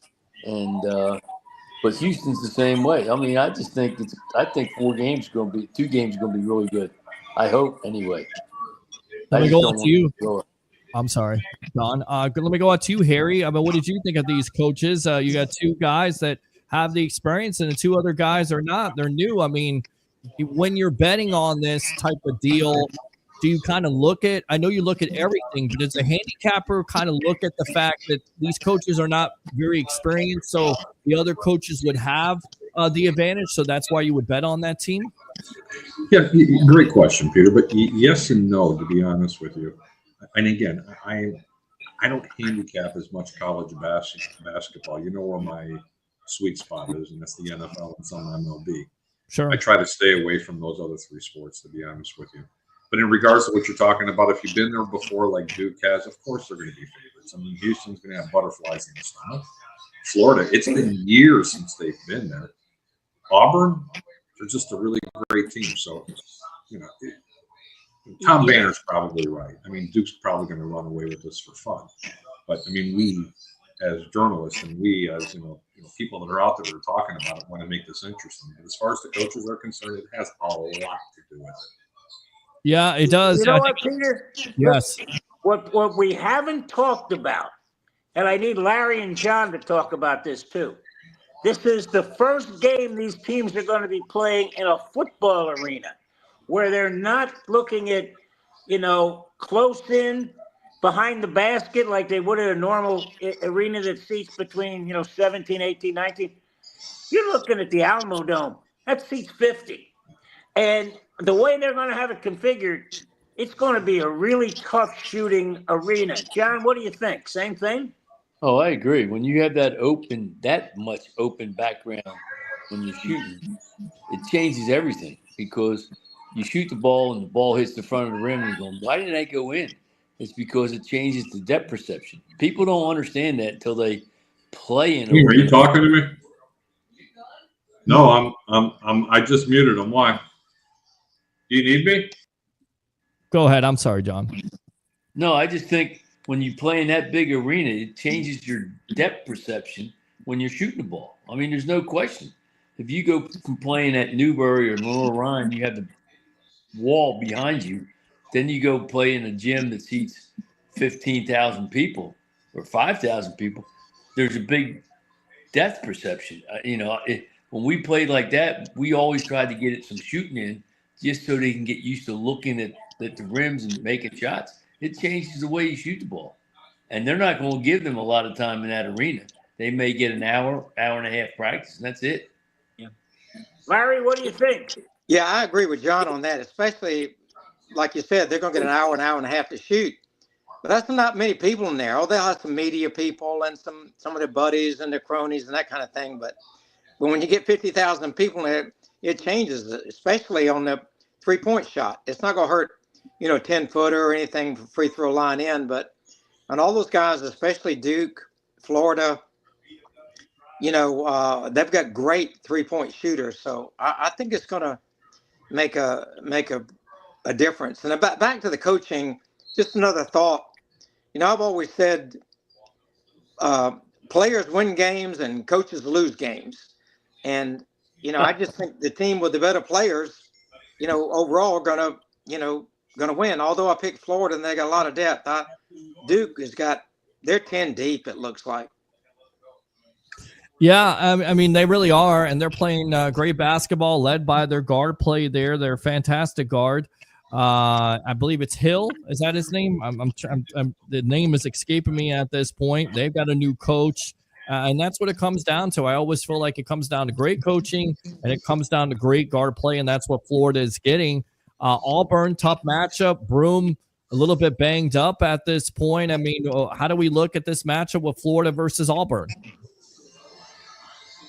You know what, guys? I'm going to look at this too, because they're allowing way too much contact. Yeah. In these games. I mean, it's football in shorts, and that's a major bone of contention with me. You got to protect the shooter. The shooter, and I mean, I'm seeing guys just get knocked to the floor and nothing called, which is just terrible. But what you got to watch out for is this game is going to be determined at the 3-point line. Who's making them and who's defending and running people off the 3-point line. I think you're going to have to see a team make anywhere from 6 to 10 to win a game, because that 3-point line is going to become important, and they're going to have to defend it. Larry, what do you think? Well, real quick, it's Walter Clayton. I apologize for that. Walter Clayton Jr. I don't know why I said Hill. All right, go ahead, Money Man. Well, I think Walter Clayton is definitely a great guard, as is Proctor, with Duke.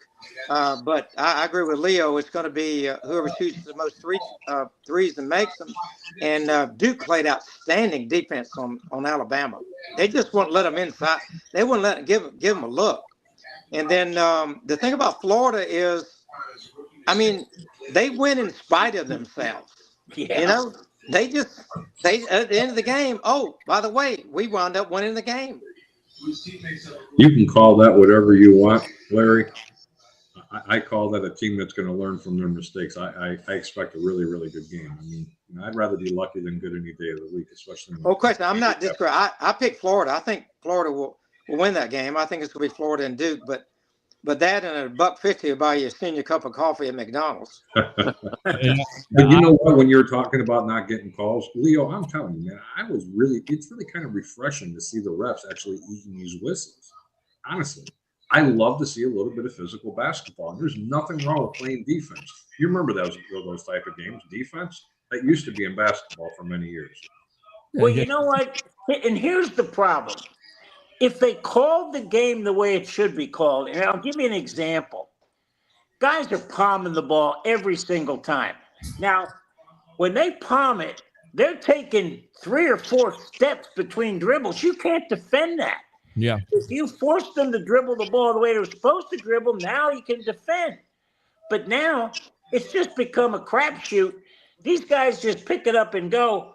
And now the only way you can help out a defender is to let them have a little contact, because these guys are just blowing by people. It's not because they're bad defenders.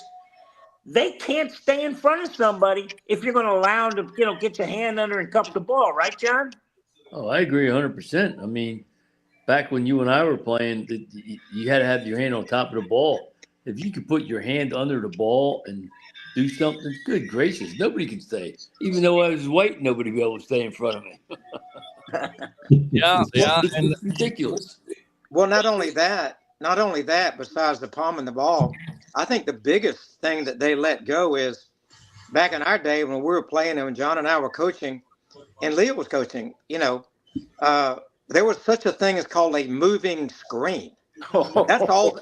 That was a foul. That's all they do now. They move that hip out. They wait till the guy gets closer to them and move it out. And that allows the guards to get around there, because you can't go underneath. I mean, you can show, the big guy might pick him up. If you show, then the big guy's going to slip, screen, and go with a hoop. But that's the biggest problem I see, is the way they allow they beat the hell out of those defensive guards, trying to get around those high ball screens. And then they get to the NBA, and then they call a foul on every single thing because the player flops. It's where do you think they learn this type of game from? Well, you learn James Harden. I mean, he's the king of traveling. I mean, let's be real. I mean, the guy can start at the 3-point line and take 4 steps, and it's good. It's what are you kidding me? That's why I don't watch NBA anymore like I used to. Listen, that's that Euro I stuff. love basketball. Right. Speaking of, watching the tournament, do you feel like this has been a boring tournament here, Leo? Because we haven't had the upsets. You had a buzzer beater or two, but you have no Cinderella. In your opinion, has this been a boring tournament? And do you think that would carry over to Saturday night's game with the number 1 seeds, or are they going to be competitive in your opinion? You know what? I don't know if you'd call it boring, but it definitely has lacked the excitements of previous years. But with 4 number 1s in there, I think we're going to have 3 great games on Saturday and the final on Monday. In fact, here's the crazy thing. Looks like the women, they got 3 number 1s in too. And now Connecticut's playing USC. If USC gets in, you'll have 8 number 1s in the finals. I'll tell you what, you can't write a better script than that. But was it boring? Not really, but it lacked the excitement because the teams, and again, I was really upset about how the committee chose teams that couldn't even finish 500 in their conference, and they just got boat raced. It was terrible. Larry, do you see the same thing? Oh, without question. I mean, North Carolina should have never gotten in. They had 1 quad 1 win. West Virginia had 5. But, by the way, North Carolina's athletic director was on the selection committee. And by the way, he stepped out. He excused himself while they were talking about North Carolina. Yeah, but somebody right. Somebody forgot to tell the rest of the committee that if North Carolina got in, the AD got a $105,000 bonus. I mean, really? Yeah. You guys and I know it's who can bring the most people and sell the most tickets. When Carolina found out they got in North Carolina, they sold between 5,000 and 7,000 tickets within 15 minutes. And, you get a mid-major school, they can't do that. So the NCAAs, all they're looking at is money. And I've told Leo this, the 3 most corrupt organizations in America is the federal government, the mafia, and the NCAA. And not wait a minute, now you're stepping on my toes there. Stepping on my toes a little bit. All right, let me ask this question. How come there's not any Cinderella teams anymore? Because the previous years, that was the fun in the tournament. Now you really don't have that Cinderella team, Leo. Is it the NIL? I mean, what is it? The little Cinderella teams that we used to talk about, they're not getting in anymore. What's going on? Well, here's what's happening. If you're one of those mid-majors, like San Diego State, Florida Atlantic, they're in the Final Four. Double-digit seeds. May have been the best game ever where San Diego State guy, he makes a jump shot. Butler, when they were down, it's the first time it's ever happened where a shot has gone from a loss to a win. And lo and behold, there I'm looking at Kentucky, and there he's playing. What's happening is, and you can't blame the kids because they got to get the NIL and they got to get the portal under control. Yeah. But if a kid is a mid-major, and he has a good season, he's going in the portal and just sitting back there and waiting. Look at what's going on. North Carolina, their point guard, he was at Tulane. I mean, they're figuring it out. These guys that are Power 5, and you got to call it Big East. The Big East, the ACC, the SEC, the Big 10, and the Big 12. They're figuring out, get a kid out of a mid-major, junior or senior, and you don't have to depend on a freshman. You can really re-roll your roster in a hurry. And I think that's what's happening is these guys are just taking – the big schools are just cherry-picking all these smaller schools. Larry, you think the same thing? Oh, without question, they're doing it all over. The NIL is the worst thing that's ever happened. I believe the kids ought to get some money in the portal transfer. I think they'll be able to portal 2 times. One, they can go at any school one time. That's it. It's kind of like, shame on you for the first mistake, shame on me for the second mistake. And the only other time I think they should get in the portal is if the coach leaves. They ought to be able to leave. But you take Clemson. I mean, both my twin sons are managers on the Clemson basketball team. They earned that. I didn't help them anyway. They got it. But Brownell had been to the tournament. He's been there 15 years. He's been there 5 times.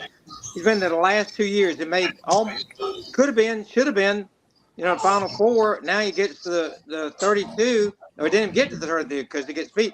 But they had 2 great back-to-back years. They had 2 portal guys last year and 2 portal guys this year that filled out their team, and they had great runs. They broke every record they'd ever had. So, yeah, the portal, Leo, I mean, they just got to get it under control. I don't play the kid. I mean, it's coming. I'm in here in South Carolina. There's rumors that another SEC school has offered the Murray Bowles kid at South Carolina $2.6 million to transfer. 2.6. Hey, There you go. John, that's about half of what you made at Lenore Ryan, wasn't it? Yeah, I wish that was the case. That's Leo's salary now. There's a team in the SEC that's offered Opara $2 million to transfer. How about that? Crazy transfer. And he can defend and block shots, but he can't score. But Arkansas gave Adu $1.2 million.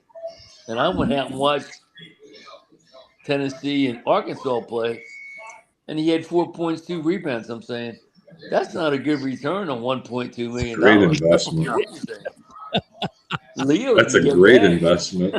You know what, guys? And Larry, you can talk about this one. Jimmy Larinaga is a good friend of ours. We go way back to Notre Dame's basketball camp. Wow. When he retired, he made the statement that the year they went to the Final Four, he had 8 guys in the portal the next day. And he said, guys, are you unhappy here? He said, no, coach, we just want to see what we're worth. That's what it's come down to, isn't it, Larry? Hey, without question. Yeah. I mean, the kid at North Dakota State, 6'6" guard, he could go anywhere, because he's a heck of a player. And he's going to South Carolina. I mean, why when you're recruiting by Alabama, Connecticut, North Carolina, they're just giving him more money. I have a problem with that though, because I mean, when you're in some of these smaller schools, but although they are major schools, I shouldn't say that. You're supposed to make your team better. It's unfortunate it's about this. College sports were always about the love of the game. And then that's when you got paid. I'm sorry. They gave you an education. That's just for another show for me, to be honest with you. But where I stand, I don't know, man. Well, here's a perfect example. The guy at Drake won 4 national titles at Northwest Missouri, I guess. He brought 4 starters with him from Northwest Missouri, and they won 30 games in the Missouri Valley. Yeah. So what's that tell you? And the point guard's pretty damn good. Yeah. And he's probably going to go with him to Iowa. Yeah. He's already gone. He's already committed. Well, there you go. If John and I were back in the day, if they had the portal when John and I were coaching, oh Lord, I mean, I'd have probably hung myself. I'd have quit coaching sooner, because you had some really good players, and I had some. Leo was there. We had some great players. Mm-hmm. They'd have been gone. They'd been gone in a heartbeat. I'm sorry, gentlemen. Where did you guys coach? I coached at Lenore Ryan for 29 years. I coached at Newberry College in Newberry, South Carolina for 6 years. Right there, guys. Catch the shirt. Larry, what do you think? Remember that? There you go. There you go. All right. That's cool. 4 20-plus win seasons in a row. 5. Never happened before, did it, Leo, I don't want to call you too much because you're a great assistant coach, but it was 5 20-plus wins in a row. That and $3.50 was buying me a dozen diapers for my twin boys. Or that'll get you a grease burger at Dopey's. That's right. So I'm kind of curious. I'd love to ask this question to the 2 former coaches.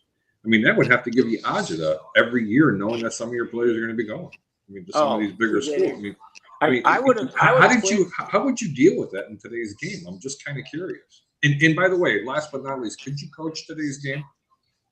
Oh, that's a great question. Larry and John, I'm going to let you handle that first. With the portal and the NL money, every coach that's ever coached thinks they can coach. Sometimes you watch these games, hardly ever when there's a ball out of bounds underneath the basket and you're going to full of court, do you set up any kind of pick or some kind of way to get the ball? You know what the coach's mentality is? Go get it. I mean, think about it. Just go get it. Look at all the traps and teams that allow the teams to come back. You know how Florida was able to come back. I think if I had the money in the portal, because John and I will tell you, we had to recruit our ass off, excuse my Italian, to get players to come to, we were NAIA and we finished Division II, probably like Lenore Ron did. So we had to work our buns off to get players. I'd always say this, I don't take too much time. I'd say like, okay, Peter, I'm a coach and you're a coach. All right, Peter, I'm a better coach than you. Actually, Peter, I'm a hell of a lot better coach than you. But Peter, you got better players than me.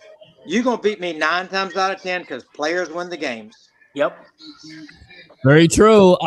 John, go ahead and answer that question. You coach today's game, and how would you handle this situation? I don't know. I'd probably go to the bar and drink myself crazy. I don't know. It's ridiculous. It really is. It's a different player, guys. It's a different player from yesterday. Well, they're more selfish than they were. Entitlement, I think, is a good word. But they're more selfish now than, like, my thing was, if you want to walk out the door, go ahead. There's all kinds of guys out here that want your scholarship. That didn't bother me. Go ahead and leave. But most of the kids didn't leave. I wish a few more of them would have, but they didn't. But it's just one of those things. I don't understand it.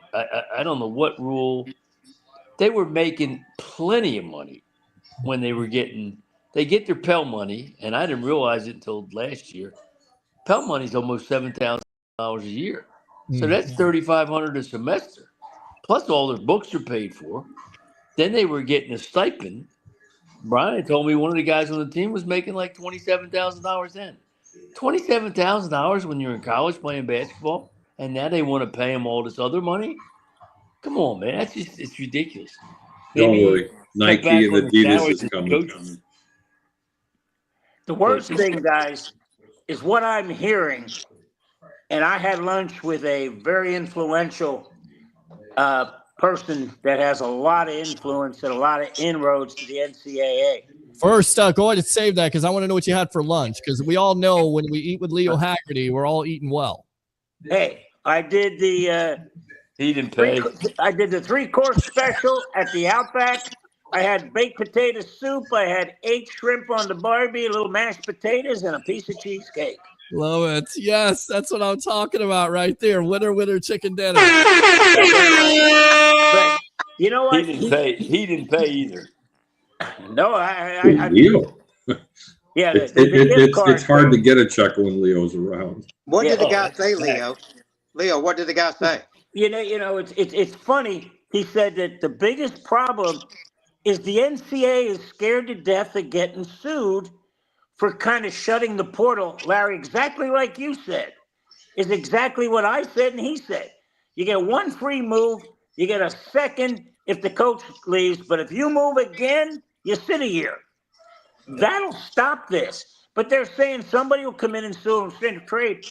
And the guy said, somebody needs to tell the NCAA, just say, come on, bring it. They got more money than God up there.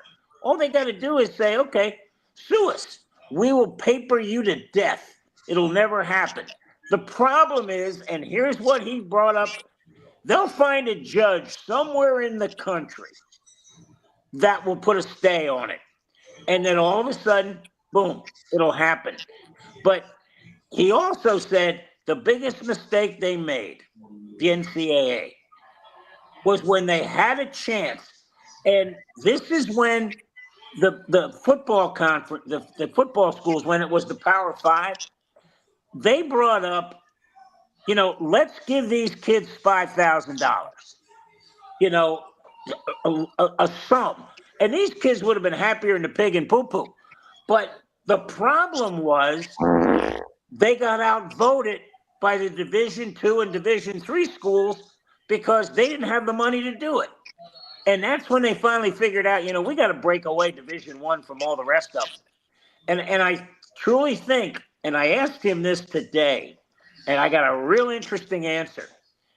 I said, is the NCAA ever going to watch football leave? He said, there is talk now that the NCAA will control every sport but football.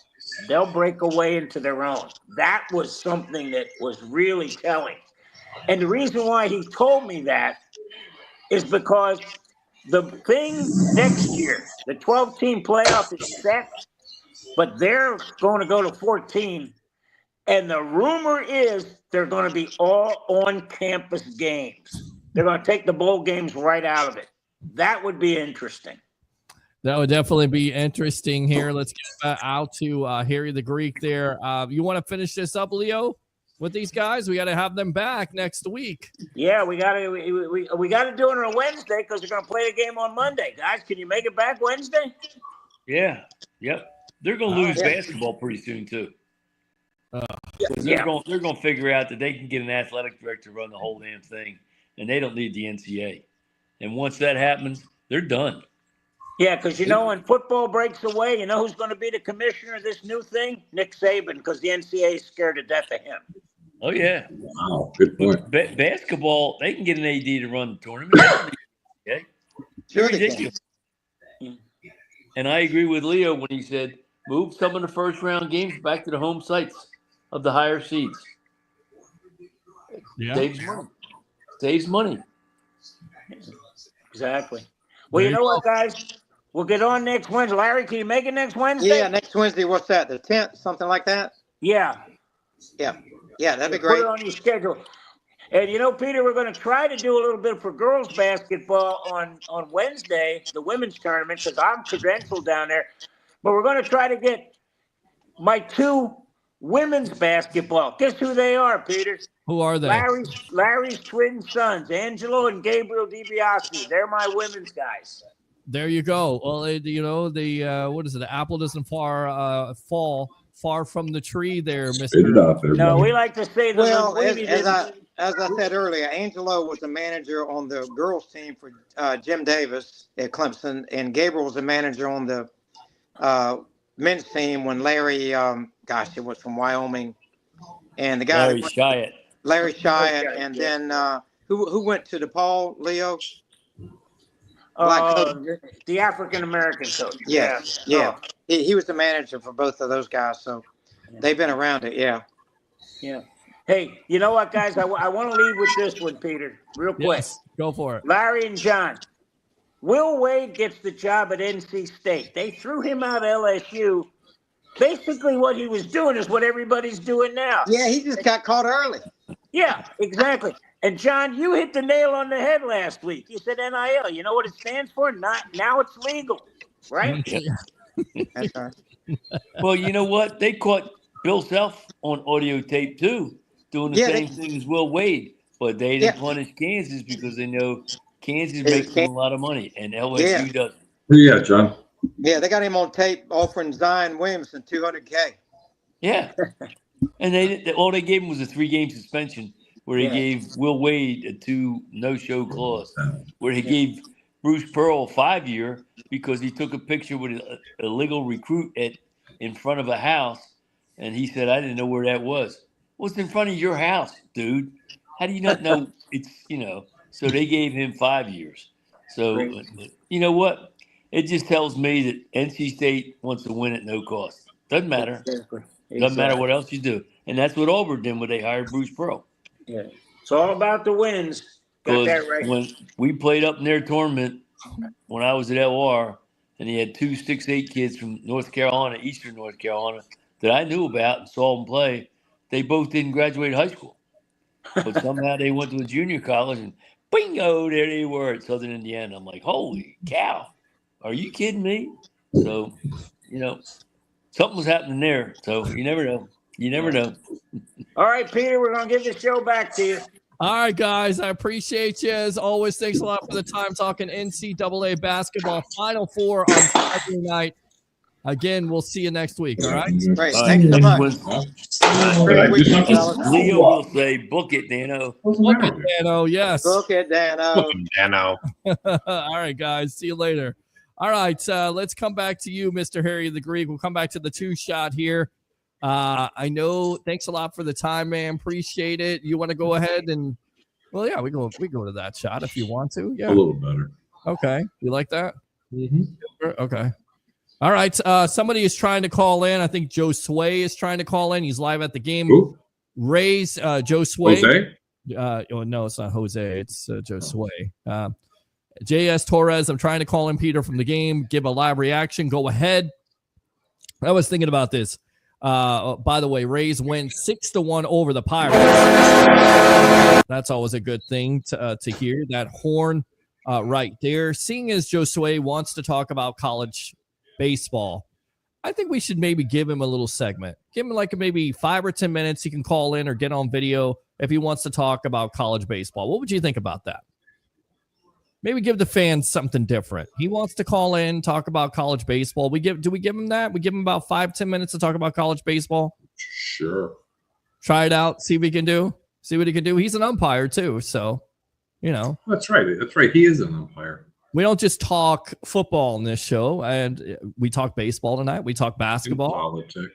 Well, I ain't talking politics at all. I'm not talking that at all. All right, so Rays win. You're the Tesla owner. Bro, don't even start. Don't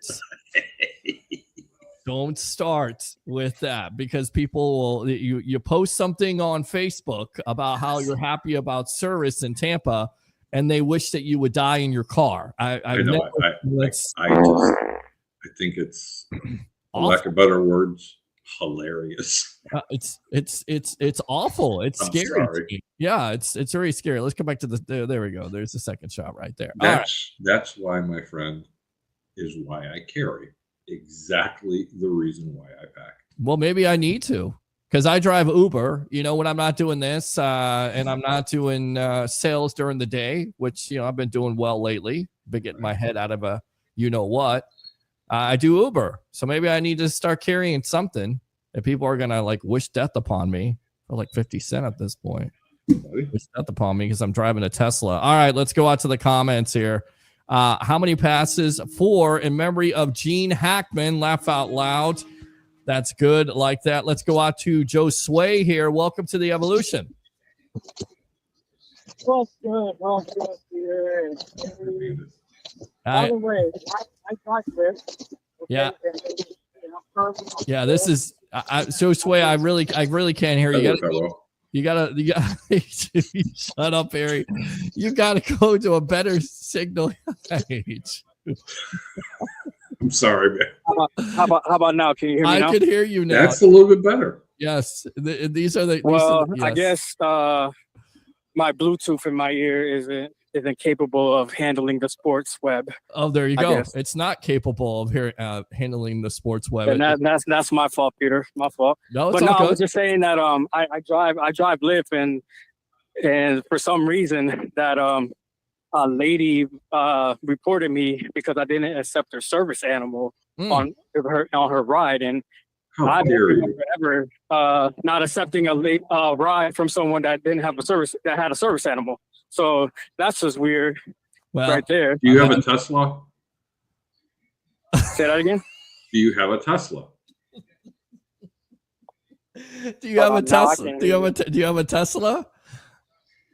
Well, the cat wants to. There you go. So he's trying to. I think my cat's saying something. I don't know what your cat is saying at this point, but this is a hilarious segment at this point.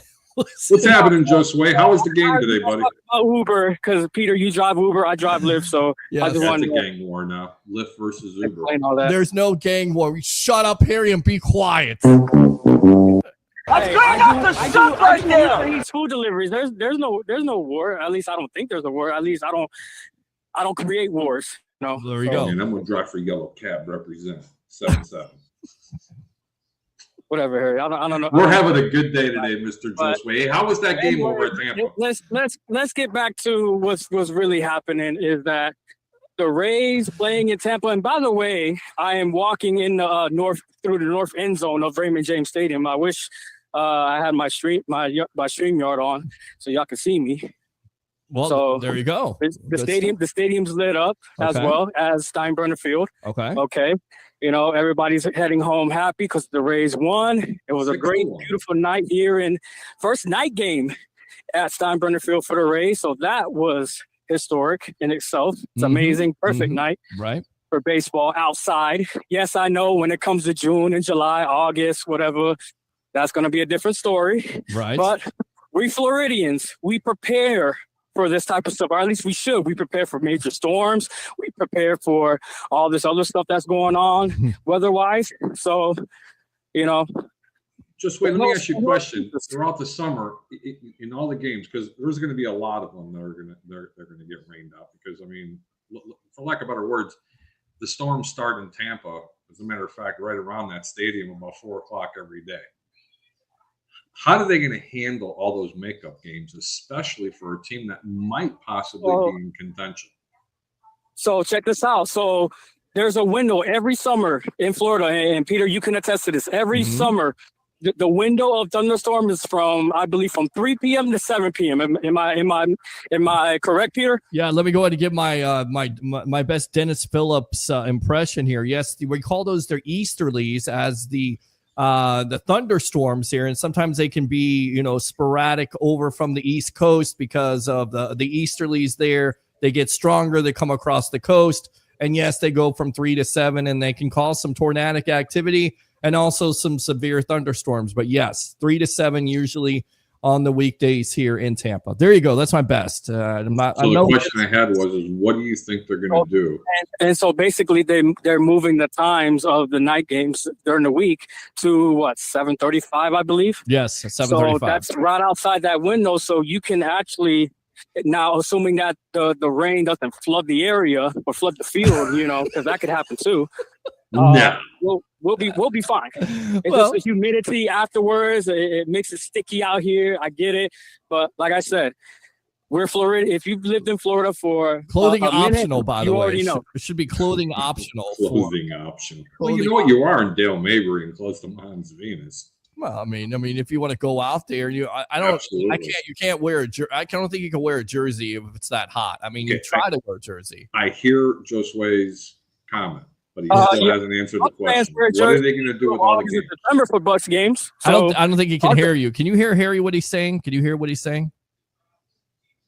Barely. So he can't hear you. Josue, can you hear me now?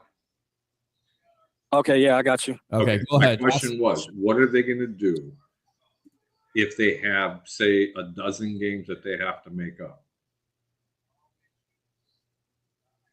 Where do they go? What do they do? They're going to play they'll try to fit in double headers. Yeah, double headers. Yeah, lots of double headers. That's kind of a disadvantage. It really is. That's a shame. It is, and that's why they're playing a lot of their home games at first, and you're playing some road games, a lot of your road games later on in the season. So that's a disadvantage to the Rays, but we'll see. We'll see if they're road warriors or not. From the game tonight, Jake Magnum, 4 for 4. Talk about this kid. Talk about the overall game for you, and then we'll let you go. And like I was telling Harry, listen to me. You've been very passionate about this show. I appreciate it and improving it, but you want to talk college baseball.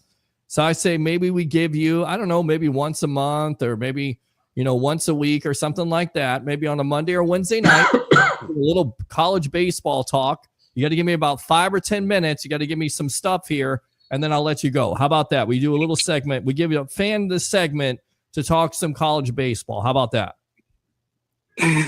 Oh man, that's amazing. Okay, I'll do my best. I mean, no, I didn't ask you to do your best. I said I'm giving you a segment here on the Evolution of Sports. We're giving you a segment. You can talk about the Gators. You could talk about college baseball. You could talk about which, by the way, they're USF. struggling as of late. Okay. I don't think they've won an SEC game yet. And we'll do this because you've been very critical, and that's okay. I'm okay with the constructive criticism, but we'll give you a little bit of I'll give you about 5 minutes. You talk about it. Don't tell me you're going to try. Tell me you're going to do it. You're going to get on camera, or you're going to get on the phone, and you're going to kill it, right? Oh, yeah. Okay. Oh, yeah. There we go. That's what I want. All right. So we'll figure this out. We'll figure this situation out, Josue. All right. Talk about the game really quick, and then we'll get you out of here. Yeah. So by the way, I don't think it's Magnum, it's Mangum, which I've been calling them Magnum condoms because, Magnum condoms. Come on. That's a good one. So I thought it was up to bed. I thought it was Magnum extra large. Is it Mangum or Magnum? I thought it was Magnum. Mangum. Mangum. Okay. Yeah, I'm with you, Peter. I thought it was Magnum too. That's why I was yelling from the stands. Magnum condoms after his first major league hit, and then when he kept on hitting every time up, I was like, yeah, Magnum. And that was a Magnum home run. Oh man, where's this show gone? We gone from college basketball all over the place. All right, Josue, I appreciate talking about brothers. Hey, but listen, in all seriousness, the Rays pitched well, played well, got some runs on the board. So last 2 days have been swinging the bats pretty good. Yeah, I'm just excited overall for baseball in Tampa. That was my overall sentiment of tonight, is to experience an actual Rays regular season baseball game in Tampa, and it did not disappoint for me. All right, so man. it was lovely. I'm happy, bro. I'm happy for you. We'll definitely see you here on the evolution of Sports Talk Television. You better get ready. All right. All right, I guess we got to get my stuff together and get this segment going. You want to have to bring it, Josue. You're gonna listen. You were saying, hey, you don't do this, you don't do that. I'm putting it on you now, boss. We're gonna do this with the fans. Are you fans? Listen, I appreciate the opportunity. Like, all right, yeah, for real. Josue, by the way, no pressure. 758,000 viewers on Facebook. Just saying. And 5 cats. Yes, and 5 cats and a partridge in a pear tree. They'll all be watching you. You ready to do this? All right, man. Hey, I'm used to eyes watching me while I'm on the field, anyways. Doing these college and high school games. So all right, it ain't no pressure. All right, Josue, I appreciate the call. All right, you shut up with the cat. All right, Harry, go ahead and promote yourself here. There you go, buddy. There you go. Yes, I got it right there. All right, go ahead and give me some final thoughts here of the sports. Final thoughts for what? Where are we going? Well, you're leaving, or are you going to stay on for a little bit? We're not talking.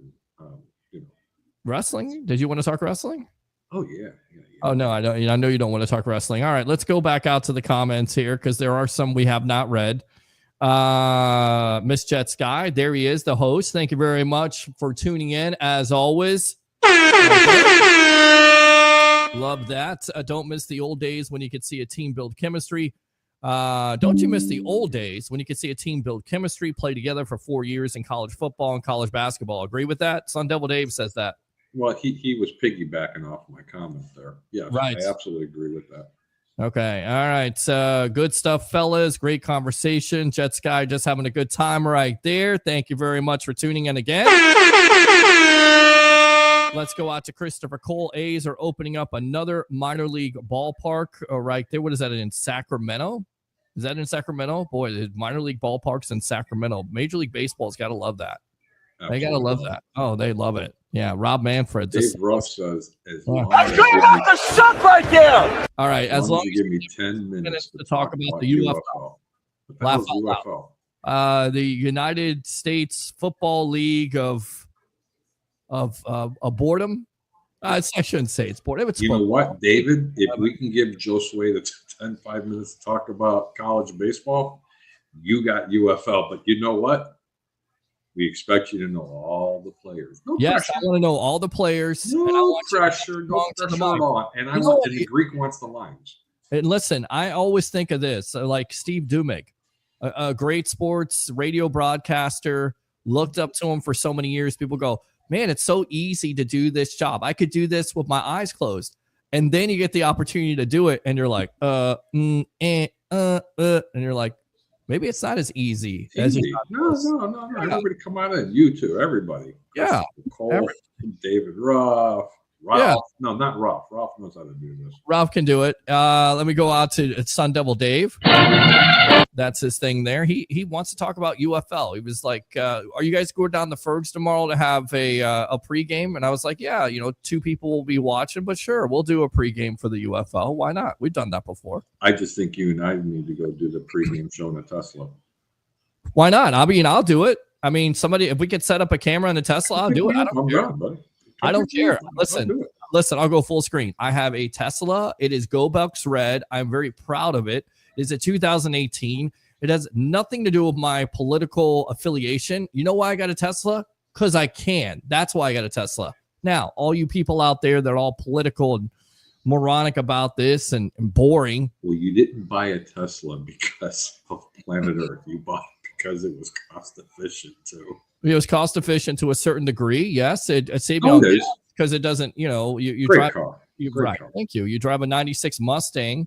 You try to do Uber Eats. Everybody's like, well, why do I have to do that? Well, we're commercial free here, so we got to get some more sponsors. Obviously, that's going to be the next goal here. But you got to do what you got to do when you pay the cost to be the boss. How about that? We'll go Snoop Dogg on you. That's what you got to do. And I've done that with the Tesla, and I'm very happy with it. So, yeah, maybe we'll do a show from the Tesla. Let's do that. So Pete, I have $1 million question for you. How are you doing, buddy? How's everything going the past couple of weeks? I'm good, man. I'm good. I was freaked out by that post, but besides that, I'm great. I'm trying to get over being sick. I'm rested. I'm a little bit tired still. So, I may get off here, probably go to sleep, and just try to go into work tomorrow and kill it again. A little shout out to my brother Bill. Happy birthday, brother. There you go. Happy birthday. Love you very much. Shout out to my mother who does watch occasionally. Oh, okay. What'd you just say? I just said that Peter was a very small man. No, I didn't. I just told my mother hello, and shout out, and that I love you very much. Here, how about this? How about your small right there? That's what you get right there. A bum. That's what you get. The Ray Kennedy bum. Shitter! You get this. This guy sucks. You know what? You're just doing this on purpose. I know you. No, you know what? I'm going to do this too because I know you like this. Okay. Let's go! And I know you like this too. That's good enough to suck right there. It is. Thank God he does not play for this team anymore. We actually have a quarterback. Well, listen, you also had a quarterback in Tom Brady who won a Super Bowl. Yeah, especially that last year. Well, yes, the last year was bad, but because he didn't want to play. Boy, you notice how that segment just filtered right back to the NFL. All right. Speaking of quarterbacks, let's talk about this. Seeing as you're on with me and open phone lines, I don't know what you guys want to talk about. It's all out there. If you want to talk about the Tampa Bay Rays, you can. Or a Tesla. You can call 727-255-0391. That's 727. What's that number, Pete? 255-0391. Got a question for the Greek or Pete? We'd love to talk about it. Yes. Teslas. Oh, of course. We'll talk about Teslas. How does it drive right now? It's nice when the computer's actually online and it's working correctly ever since they corrected that. Once again, big time shout out to Tesla in Tampa for fixing it. And again, nothing political about that. There is everything. It's still there. They didn't do any damage to that place yet. No, they didn't. I didn't. And here's the thing. I didn't even go out this weekend because there was a Tesla takedown. So I didn't want to freak my mom out. Tesla takedown. So besides, I just rested. I mean, I was just lazy. You ought to let me drive your car for a week. Oh, sure. Why not? All right. Let me go out to this guy right here. Wow. All right. Sun Devil Dave. Guys? What's going on, buddy? Great job. Great job out there tonight. Yes. Thank you. Dave. Freak, I got a question for you. What's happening, brother? We're going to talk about those torpedo bats. Have you seen any of the games with these new modified bats to add bigger? I'm gonna go ahead and make something really clear before you make this point. Yes. Aaron Judge can swing a toothbrush and hit it out in the park. Right. Well, he can, but there's a lot of a thought process out there. The reason why the Yankees have 9 home runs and the Rays could barely get 1. That they did something to the bats, and who knows what they did to it. And now Major League Baseball. Everybody has access to the bats. Do they get one? Yes. Do they? They do. Who has access to it? Because you can buy them. So, yeah. Just because one of the Yankees people in an organization has a patent on it, they've made it available for everybody. Mm-hmm. Well, I mean, but everybody doesn't have that patent at this point. That's the point. Listen, man, anybody can get one of those bats. Yeah, we're talking about deflated footballs with Tom Brady. Now we're talking about bats. Is it a cork bat? Because here it's not a Sosa special. By the way, Sosa did that against who? Your Tampa Bay Rays. There you go. Yes, the Tampa Bay Rays there, Wrigley Field. Do you have a problem? Seriously, Dave, do you have a problem with those bats? And do you really honestly think that's the reason why? No, absolutely not, Greg. I was just wanting to get your opinion. Everything keeps changing, with modifications, whether it's now these new torpedo bats. I remember Rick Sutcliffe made a couple of comments a few years back, and he was looking at the baseball. Right. And they were asking about the changes the baseball has gone through over the last 20, 30 years. And Rick Sutcliffe said, quote, "You know what? I know what a baseball looks like, and this is not a Major League Baseball." And they asked him, he goes, "What is it?" He goes, I don't know what it is. As far as like the seams, the ball, how they changed the core. And well, they definitely made it a lively ball. I can tell you. There's been a lot of changes, whether it is to create offense, whether it's using the humidors and changing the core of the baseball, now adding these new bats. Basically they're saying the pitchers are too good. Well, you know what? You need to go out and start watching film and become a better hitter, and work on ways of how you're going to be able to handle the fastball, the changeup. They have an arsenal, and they have better genetics, or whatever you want to say, nutrition, and they're throwing the ball faster, and they're able to do different things. So they're trying to figure out a way to keep up with the pitching. So great comment. Right now it's all about spin rate. Let's be real. I mean, there's so many players, there's so many pitchers that are out there. I mean, it used to be only a handful could throw 100 miles an hour. It's like you can't even break into the leagues unless you can throw 100 an hour. And it's kind of sad. It's about spin rate. So they have to do something because the ball is getting by them. So if you now can make contact with a ball that's lively, and you now have the torpedo bat, if that's going to elevate the ball a little bit more for you to get it out of the park, it's just. Look, all those records are going to be meant to be broken. Everybody likes a good offense. I, on the other hand, love to see pitching and defense, and I love to see manufactured runs, such as small ball. Yes, home runs are sexy, but man, I'll tell you what, there's nothing like getting a base hit, bunting them and over, and then go ahead and getting them home. That's baseball. It's not about hitting 15 home runs or 19 home runs in 3 or 4 games. Because let's be real. You want to nullify a good batting? You want to nullify good offense? Put some great pitching out there. You could have steel baseball bats out there that ain't going to leave the park. Agree. Right. Absolutely agree with that. And it was nice to see small ball. The changes they made, the last couple of years with, obviously speeding up the game, the steals are up, as far as the amount of times I think they could throw back to first base. So I think they got rid of certain types of shifts they could do on the defense. So they've added certain things, I think, to make the game more exciting. What do you think about universal DH or keeping the DH in NL after the COVID? I think it takes away from the game, because the National League is played, and then people will go, well, it's automatic out. Well, there's some strategy to the National League game with pitchers bunting. It's a different game. I don't know why you would have DH for both leagues. Some people like that. I think there's a difference. That'll increase offense. That'll increase offensive output. But let's be real. I'm an American League guy, Peter. I love DH. I don't think that the DH needs to be in the National League. No, I don't either. The National League has perfected it. It's about pitching and defense. In the American League, it's about that shiny object. Let's get the ball up. That's it. You're exactly right. All right. What else, Dave? I think one last thing, Pete and I, we talked about. You know what? Really quick, I'm going to put you on the spot here, seeing as you wanted to talk about UFL. Give me some UFL really quick here. Come on, do it. Geez, I think.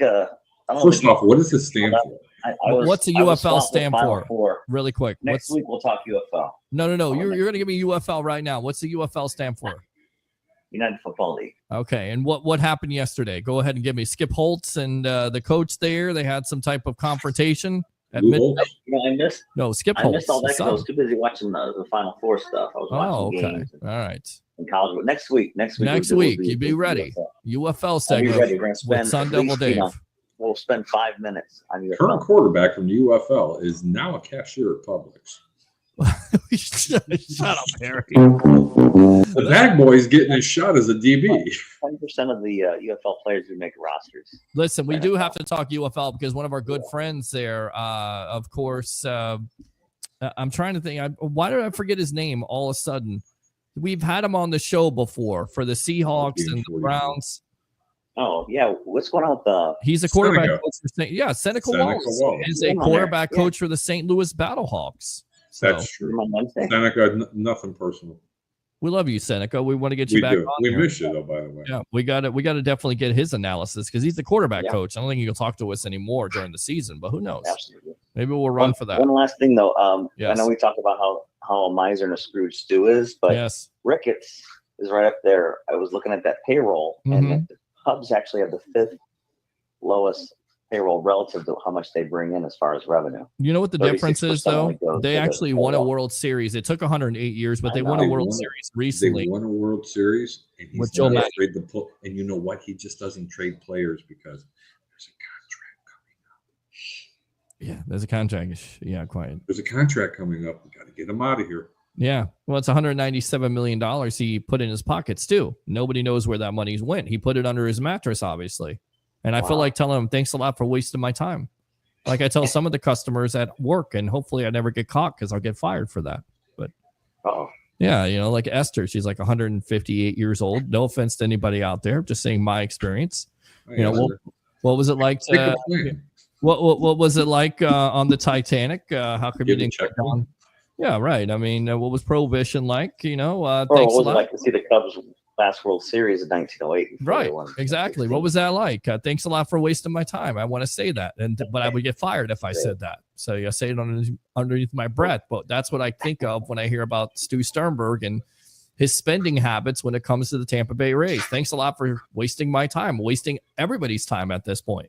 Please don't go down that rabbit hole. I got to go to sleep tonight. I really don't want to talk about that idiot. Oh, we're gonna definitely keep on talking about it until he's out of here. I'll tell you right now. Wednesday. All right, Wednesday. Great talking to you. Great talking to you, Pete. You guys have a great night tonight. Dave, great call, man. Thanks a lot for calling in. Don't hesitate to do that again. It was a pleasure. Yes. Yeah. UFL. We talk. are waiting with bated breath on the UFL. Buddy. I think you can do it, man. We are. Dave can do it. Cubs and go Bears too. All and right. go Devils. There you go. Whoa, I really like this guy. Yeah, he's Chicago. He's a Greek guy. Yeah, Chicago. Harry That's Carey. right. I sent you the Harry Carey and soundbite. You did. I gotta let you know, Peter puts ketchup on his hot dog. Not anymore. Well, not with the Chicago. Oh, no, hold on. David, seriously, did you hear what I said? What did you say? Peter puts ketchup on his hot dogs. Oh, man. Oh, no. I came through Chicago. So, you know what? And we got to take Peter to Wrigley. He's never been to Wrigley. That's okay. No, we all need to go to Wrigley. We need to do that. Right. You know, we can't. Can we go to Comiskey? Well, it used to be the Comiskey. Comiskey's been torn down, but we can hang out in the parking lot. Man. It's called the Cell. You don't want to go there. You'll probably get mugged if you go to the That's Cell. not true. That's a fallacy. They have $1 million condos all around that ballpark. That story. You remember how he said how safe Comiskey, the new Comiskey was? Yeah. And then he left, and then he got mugged going back to his car. I forgot the alderman's name. You know that happened, right? Yes. He's like, yes. I do know that. But we don't want to talk about it. It's a nice neighborhood now. Oh, yeah. It's nice. Yeah. It's okay, man. You were there. You can go to Wrigley and carry a flag with you. Listen, were you there for the disco demolition, Harry? I don't want to talk about it. Come on, let's talk about disco demolition with Dave, Sun Devil Dave. Don't want to talk about it. Were you into disco, by the way? Well, let me be. His name was Steve Dahl. Yes, it was. Right. And Steve Dahl was the disc jockey for the Loop.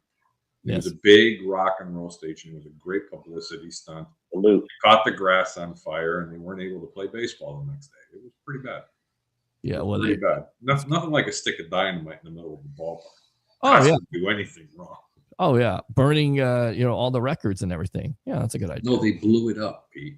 Oh, yes. No. They used dynamite, Pete. They put it in the field. It blew it up with fans in there. You know what? How safe is that in today's game? It'd be canceled. Well, it would definitely be canceled. No, just in today's world. Can you Oh, yeah. imagine that? Hey, man, I got a stick of dynamite. It's domestic terrorism at this point. You'd be screaming, "La migra, be gone." Well, wasn't it Beck's son had the idea and he's like, we're just going to increase the attendance. So they end up having 50,000 people show up. Didn't they have to turn people away? Who was the owner? Who was the owner of that? Well, it was Beck. It was Bill Beck. It was Bill Beck's Beck. son who had the idea to do this promotion. Yes. To try to increase attendance. It was actually a Twilight doubleheader. Peter, you don't know Twilight doubleheaders, do you? Since you brought up Bill Beck, did you know that he was the inventor of the exploding scoreboard? How about that? Oh. The fireworks that come out, that's a fun fact. I mean, think about it. I mean, every time you hit a home run, I feel sorry for the people, especially around the White Sox ballpark. Every time there's a home run, they didn't have many last year. So, at 11 o'clock at night, there weren't too many fireworks going off. Well, how about that poor bastard has to work the next morning and every Friday night they have a home game? I don't know if you knew this, Pete. There's fireworks that go off for 25 and 30 minutes. Are you serious? Oh my gosh. Between 11 and midnight. Boom, boom, boom, boom. Wow. Are you kidding me? I do miss old Comiskey. Because remember when I was a little kid, 4 or 5 years old, 6 years old, used to go there. Yes. And it was the fight. That was great. That was, old Comiskey. Even though I'm a Cubs fan, I still love old Comiskey as much as I love the field. And that's what's so great. My earliest memory of a baseball game was the Chicago White Sox. God bless my brother, rest his soul. He took me to a game. He took me to see a doubleheader against the New York Yankees, and Wilbur Wood, the knuckleballer, pitched both games. Wow. Complete games. Wow. Excellent. And we know about the day-night doubleheader because the Cubs had those. Right. So I grew up on the Cubs. No, they did not. They couldn't. How can they do that? Because they didn't have any lights. Well, they did. I mean, 88, of course, not until 88, but I started watching the Cubs during 88. In fact, the 89 season with Andre Dawson and Grace and Dunston and Luis Salazar and Barry Maddox and Don Zimmer as the manager. That's the first team I saw. It was either one of my favorite first basemen for the Red Sox played for the Cubs too. Oh boy. No, who was that? Oh, yeah. Buckner. Oh, Buckner. Yeah. Bill Buckner. Some guy named Buckner. Yeah. Remember how they used to say how the team that would lose the World Series would be like, well, whoever had the most ex-Cubs, they used to do the ex-Cub factor. And whoever had the most ex-Cubs would probably lose the World Series. They had a whole thing going on. Didn't they have that? Remember that, Greek? Yes, I do. I also remember why I became a closet Cub fan. And I'm a Southsider. I do root for both teams, but I have to bash on the Cubs because that's what we do in Chicago. You can't. No, wait. We got to stop here. You can't love both teams. Are you John Cusack? Are you John Cusack in disguise? No. I didn't say I love. I said I root for both teams. I love the White Sox, but I don't wish ill will on the Chicago Cubs. And with that being said, I don't admit that to my Chicago homies up there because that's like sacrilegious. But I'll tell you what changed my mind, Dave. When the White Sox went to the World Series and they just beat Anaheim. Right. I was walking by Wrigley Field and right on the marquee, it said, "Make us all proud. Go get 'em, Sox." I took a picture of it. And I thought about it and went, go get him? Are you kidding me? Classy. Not only was that classy, but it made me think because there are so many markets around the country that don't have a baseball team, let alone two. Right. Think about that, let alone two baseball teams. And I know people are probably spitting at their cell phones or at their computer saying the Greek has no idea what he's talking about. Yes, I do root for both ball clubs. I think that the Sox fans, there's stereotypes, of course, about how Sox fans are considered more blue collar and the plumbers and that. And we are. And the Cubs fans are the frat boys and the more the salespeople and aren't as educated. You guys don't eat hot dogs the correct way. You eat deep dish pizza and you don't drink real beer like old style. Come on, we all know that. But I did meet a great White Sox fan. We were talking about the games. We were down in Miami, and he's like, I go, what do you think about, do you go to the sellout or whatever they call it now? He goes, I don't really go to White Sox games. I go, where do you go? He goes, I go to Wrigley. I go, why do you go to Wrigley Field games and watch the Cubs? He goes, and he would say this quote, I'd rather go and pay and see the Cubs lose than go to see White Sox. He was so obsessed. I know some White Sox fans are like that. They just love to watch the Cubs lose. What's good? And I'm like, really? He goes, yeah. He goes, I'd rather just see the Cubs lose and the White Sox win. I'm like, That's horrible. a little extreme, but Well, we were talking about the Cubs the other day with Harry Carey, and we were kind of thinking if Harry Carey were an announcer these days, he would probably be canceled because a lot of the games, and you know this all too well, listening to him and watching him, he was canceled because he's half shit faced by the fourth inning. That's what I'm saying. Right. Like, and it was funny because I remember him saying this about the Dodgers, and I think it was like 90 or 91, and there was a Cubs pitcher, there's Jose Batista or Jose Gonzalez, and he goes, for like fifth, sixth inning, this guy's got nothing, and the Cubs are like down by 10-1 or something on the road. You know, I got to tell you, I'll never forget it. Harry Carey and Steve Stone, okay, were calling a game, and I forgot who it was. Oh, yeah. Rafael Palmeiro. Yes. It's his rookie season. Hey, Steve, here's a good-looking kid. Rafael Palmeiro. Let me tell you a little bit about Rafael Palmeiro. He's going through it, grounds out, whatever. Second time up, he's slurring. Hey, Steve, you know this kid, Rafael? Let me tell you about this kid. After the third time coming up, Steve Stone was so upset. He turned around. Harry Carey goes, hey, Steve, I know, Harry. I know. Rafael Palmeiro, good-looking kid. Rafael Palmeiro. Harry Carey, for the first time, was speechless. Didn't know what to say. You know, cameras went to him, and he's looking over at Steve, and Steve's just shaking his head like this. Will you just shut up and just go sip a beer, and I'll take over the rest of the game? Harry's fumbling over his mic like this. I got the ball. That wouldn't be out in the phone booth. I love Harry. You know, Harry started the whole "Take Me Out the Ball Game" originated in Comiskey. He would sing it. I think Bill Beck secretly recorded it, and then he would play it over the speakers during a seventh inning stretch. So it started in Comiskey before Harry was run out because he was berating the players like, George Orta, he's from the Dominican. How can you lose a ball in the sun? You pay 300 games a year in the sun. How can you, he'd always just berate the players. You remember George Orta? Huh? Chet Lemon, George Orta. I mean, I do remember him would say some really controversial stuff. I mean, they would have Jimmy the Greek his ass. Trust me, if it was today. Yes, absolutely. All right, man. It was a pleasure. I don't want to hijack. That's all right, man. It's all right, man. Great, David. It was great talking to you, man. Bringing back the memories, and we could talk about this again next Monday. UFL talk, like a little Cubs White Sox podcast. Yeah, that should go over well with the local Tampa. 2.5 hours of Bucs, and then we'll sneak in 10 minutes of Cubs White Sox. I'll bring in Roberto. Roberto Hernandez will talk with us. I need Roberto for our baseball segment. Besides El Bushman, I want Roberto. I want former players. That's the goal here. So I am excited for the Rays. It sounds like this first week. I mean, of course, the great start. It sounds like there's just an excited, just a different positive vibe. I read a couple of articles about fans' reactions, how they love this new, this time field. I think this is great. This is going to be great for the new investors, and it's going to be great for the community. I'm happy for the Rays. I hope that they're going to win 85, 90 games, and we'll see how it works out. Yeah, there you go. I picked them to win 92 or 93, so we'll see if that happens. Wow. Yes. Okay. Yeah. I got you. I put it out there, All right, man. Great job, you guys. You'll be lucky to get 92 games in the season playing here. Playing in Sacramento. All right, Sacramento. That minor league stadium that 4-0. All right, Dave.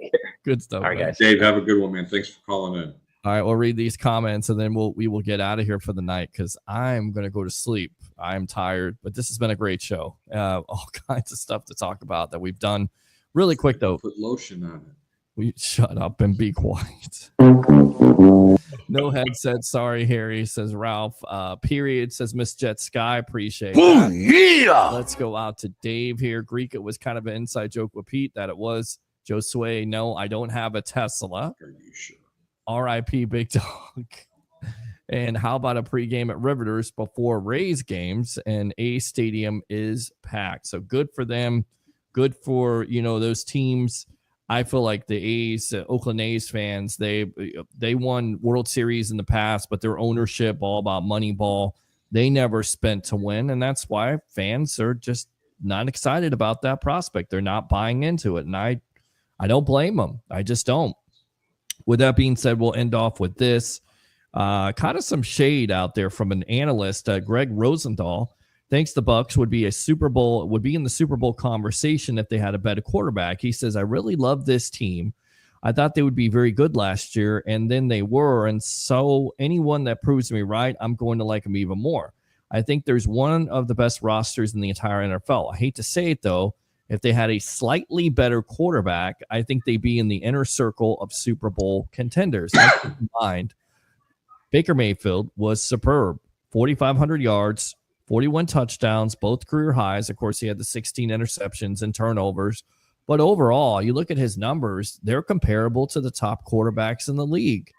In your opinion, are these comments fair? Because I'm looking at it, and I don't think they're really that fair. I think, once again, people are going off of the history of Baker Mayfield, which isn't fair. They continue to criticize this guy, and I hope that this is bulletin board material to where he reads it and he says, oh, okay, you don't think I'm a real quarterback? You don't think I'm one of the best quarterbacks in the National Football League? Stats would say otherwise. Then I'm going to prove you wrong. What do you think of these comments? Well, first off, that's exactly what they are. They're just comments, Pete. These are the same people that said the Buccaneers wouldn't win more than 4 or 5 ball games in the course of the year. Look, that's what their over and under grand total is. Listen, Baker Mayfield has a knock. Hands are too small, and he's not quite tall enough, and he's not really fleet of foot. But you know what makes up for all those deficiencies that he has? It's called right here. It's called heart. The man can throw. He doesn't have to throw for 4,500 yards or even 5,000 yards to get this team to the playoffs. They have a running game. He's a great team player.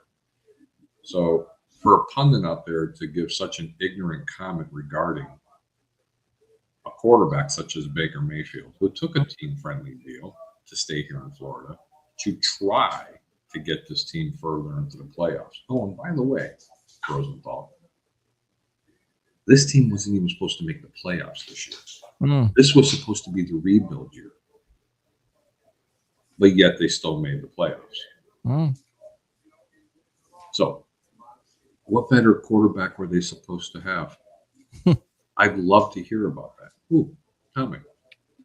No, I love to hear it too. And I want to go out to ESPN here because ESPN has 3 reasons of why they think that the Bucs would be a Super Bowl contender. By the way, 30-1 when it comes down to it. They said the expectations of 7.5 wins during the preseason. Despite those exceeding expectations, they lost the wild card there. Of course, they brought everybody back. On top of it, they said that the win totals for next year, they're slightly better mark of 9.6 wins, which would be 7th best record in the NFL. For that reasoning behind the projection, it says Tampa Bay won 10 games last season, has gone over its win total in the 5 of the last 6 seasons. The Buccaneers have put together back-to-back winning seasons for the second time in the last 16 seasons, accomplished by none other than your favorite quarterback, Tom Brady, in 2021. The Bucs' total projection has increased from 7.5 wins in 2024 to 9.5 this season. ESPN gives the Bucs a 30-1 odds to win the Super Bowl. Once again, they mentioned Mayfield's success, 4,500 yards and 41 touchdowns, and also 71.4% completion percentage, which is unbelievable for a quarterback that, once again, according to Rosenthal, is not one of the top upper echelon quarterbacks in the league. So 30-1, is this good odds for the Bucs? If you're, betting on the Bucs to win the Super Bowl, go to the Super Bowl, is this good odds in your opinion? First off, 30-1 is pretty high, especially for a team that made the playoffs. I mean, that's just not a fair assessment of it. By the way, can you hear my mic? Is my mic okay, Pete? Yeah, the mic is a little bit. It's been different tonight. And I know that you're in a different system, so I don't know why it's like that. It just sounds like you're. I wanted to tell you before, but all the commotion, we had like 500. Oh, really? What is it? Is it low? It's. I don't know. I don't know if it's. It doesn't seem like it's even on at this point. It's impossible. It's like you're talking. Can you hear me at all? I can hear you just fine. It just. You can still hear me now? Yeah, it just doesn't sound like it's. My mic's not hooked up for some reason. I don't know why we don't have audio. Okay, it's all right, man. It happens. At least you made it on. That's okay. That's all right, man. You know what's funny? Yes. My mic's actually telling me it's working from here. Huh. Stand by. Yeah, stand by. All right. Let me go ahead and. How about now? Can you hear me? Yeah, I can hear you, but it's not the same quality. You're hooked up to a mixer, right? Yeah. Okay. Well, that doesn't. How about now? Testing. I can hear you. It's just it's not Still as low, right? Yeah, it's not the quality that it usually is. Yeah. It's weird. Do you have a USB? Do you have everything shifted? Do you have your settings, or doing a production meeting here on StreamYard? Let's end this and then Okay. We'll do a test on that. All right. So let me read this comment and then we'll get out of here on that. Who else is supposed to have Baker Mayfield as the best quarterback? Who else are you supposed to have? Baker Mayfield is the best quarterback. Yeah. I mean, I think people will say Patrick Mahomes, Josh Allen, but you look at those quarterbacks, Lamar Jackson, he's right up there with the numbers. And maybe the success isn't you. A lot of Bucs fans feel like this team should have more than 10 wins. You may be right about that. And, I hear something now. See, I feel like you're using your laptop mic instead of your real mic. I didn't want to tell you, but it's all good. What did you say? I'm sorry. I said, I was reading this comment here. Who else are they supposed to have? Baker Mayfield is the best quarterback. Yeah. So I think what they're saying is, Patrick Mahomes, Josh Allen.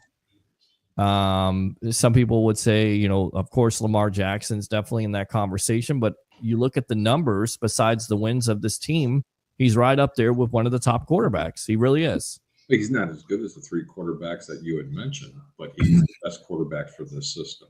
I agree. I think at some points he doesn't get enough respect and never will, because it'll always be Baker Mayfield's number one overall pick. He played for the Cleveland Browns and just some people have some personal vendetta against the guy, and that's okay because he'll use that as motivation. So with that being said, Harry, we'll go ahead and get out of here. I can't do my thing, so just go ahead and promote yourself. Give me some final thoughts, and then final thoughts. We'll see you guys Wednesday night. Thanks for tuning in. All right, there you go. Harry the Greek right there. So we'll end it off right there. Go ahead, get back on. There we go, right there.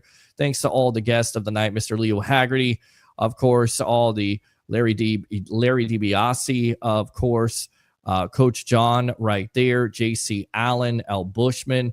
We'll be back on Wednesday night at 8 o'clock. We'll have Louie from the Frozen Pirate Podcast. We'll have We the Thunder at 9:30. We'll see what we got coming on at 9. I believe we got Leo Haggerty back there. And we'll get some other guests on. Like and follow the Sports Web on YouTube. Friend me on Facebook at Peter H. Blake. Do 3 things. We'll keep it down because the roommates are sleeping. Bring your passion. Bring your excitement. Just don't bring any nonsense. I'm your host, Peter Blake, your Rolex reporter. What time is it? It's my time. And, of course, for fans of the Sports Web and the Tampa Bay sports fan, especially Go Bucs fans and Go Rays fans, it's your time. We'll see you next time on the evolution of Sports Talk Television. Once again, 758,090 days. Tremendous. I appreciate you as always, webheads, and we'll see you on Wednesday night.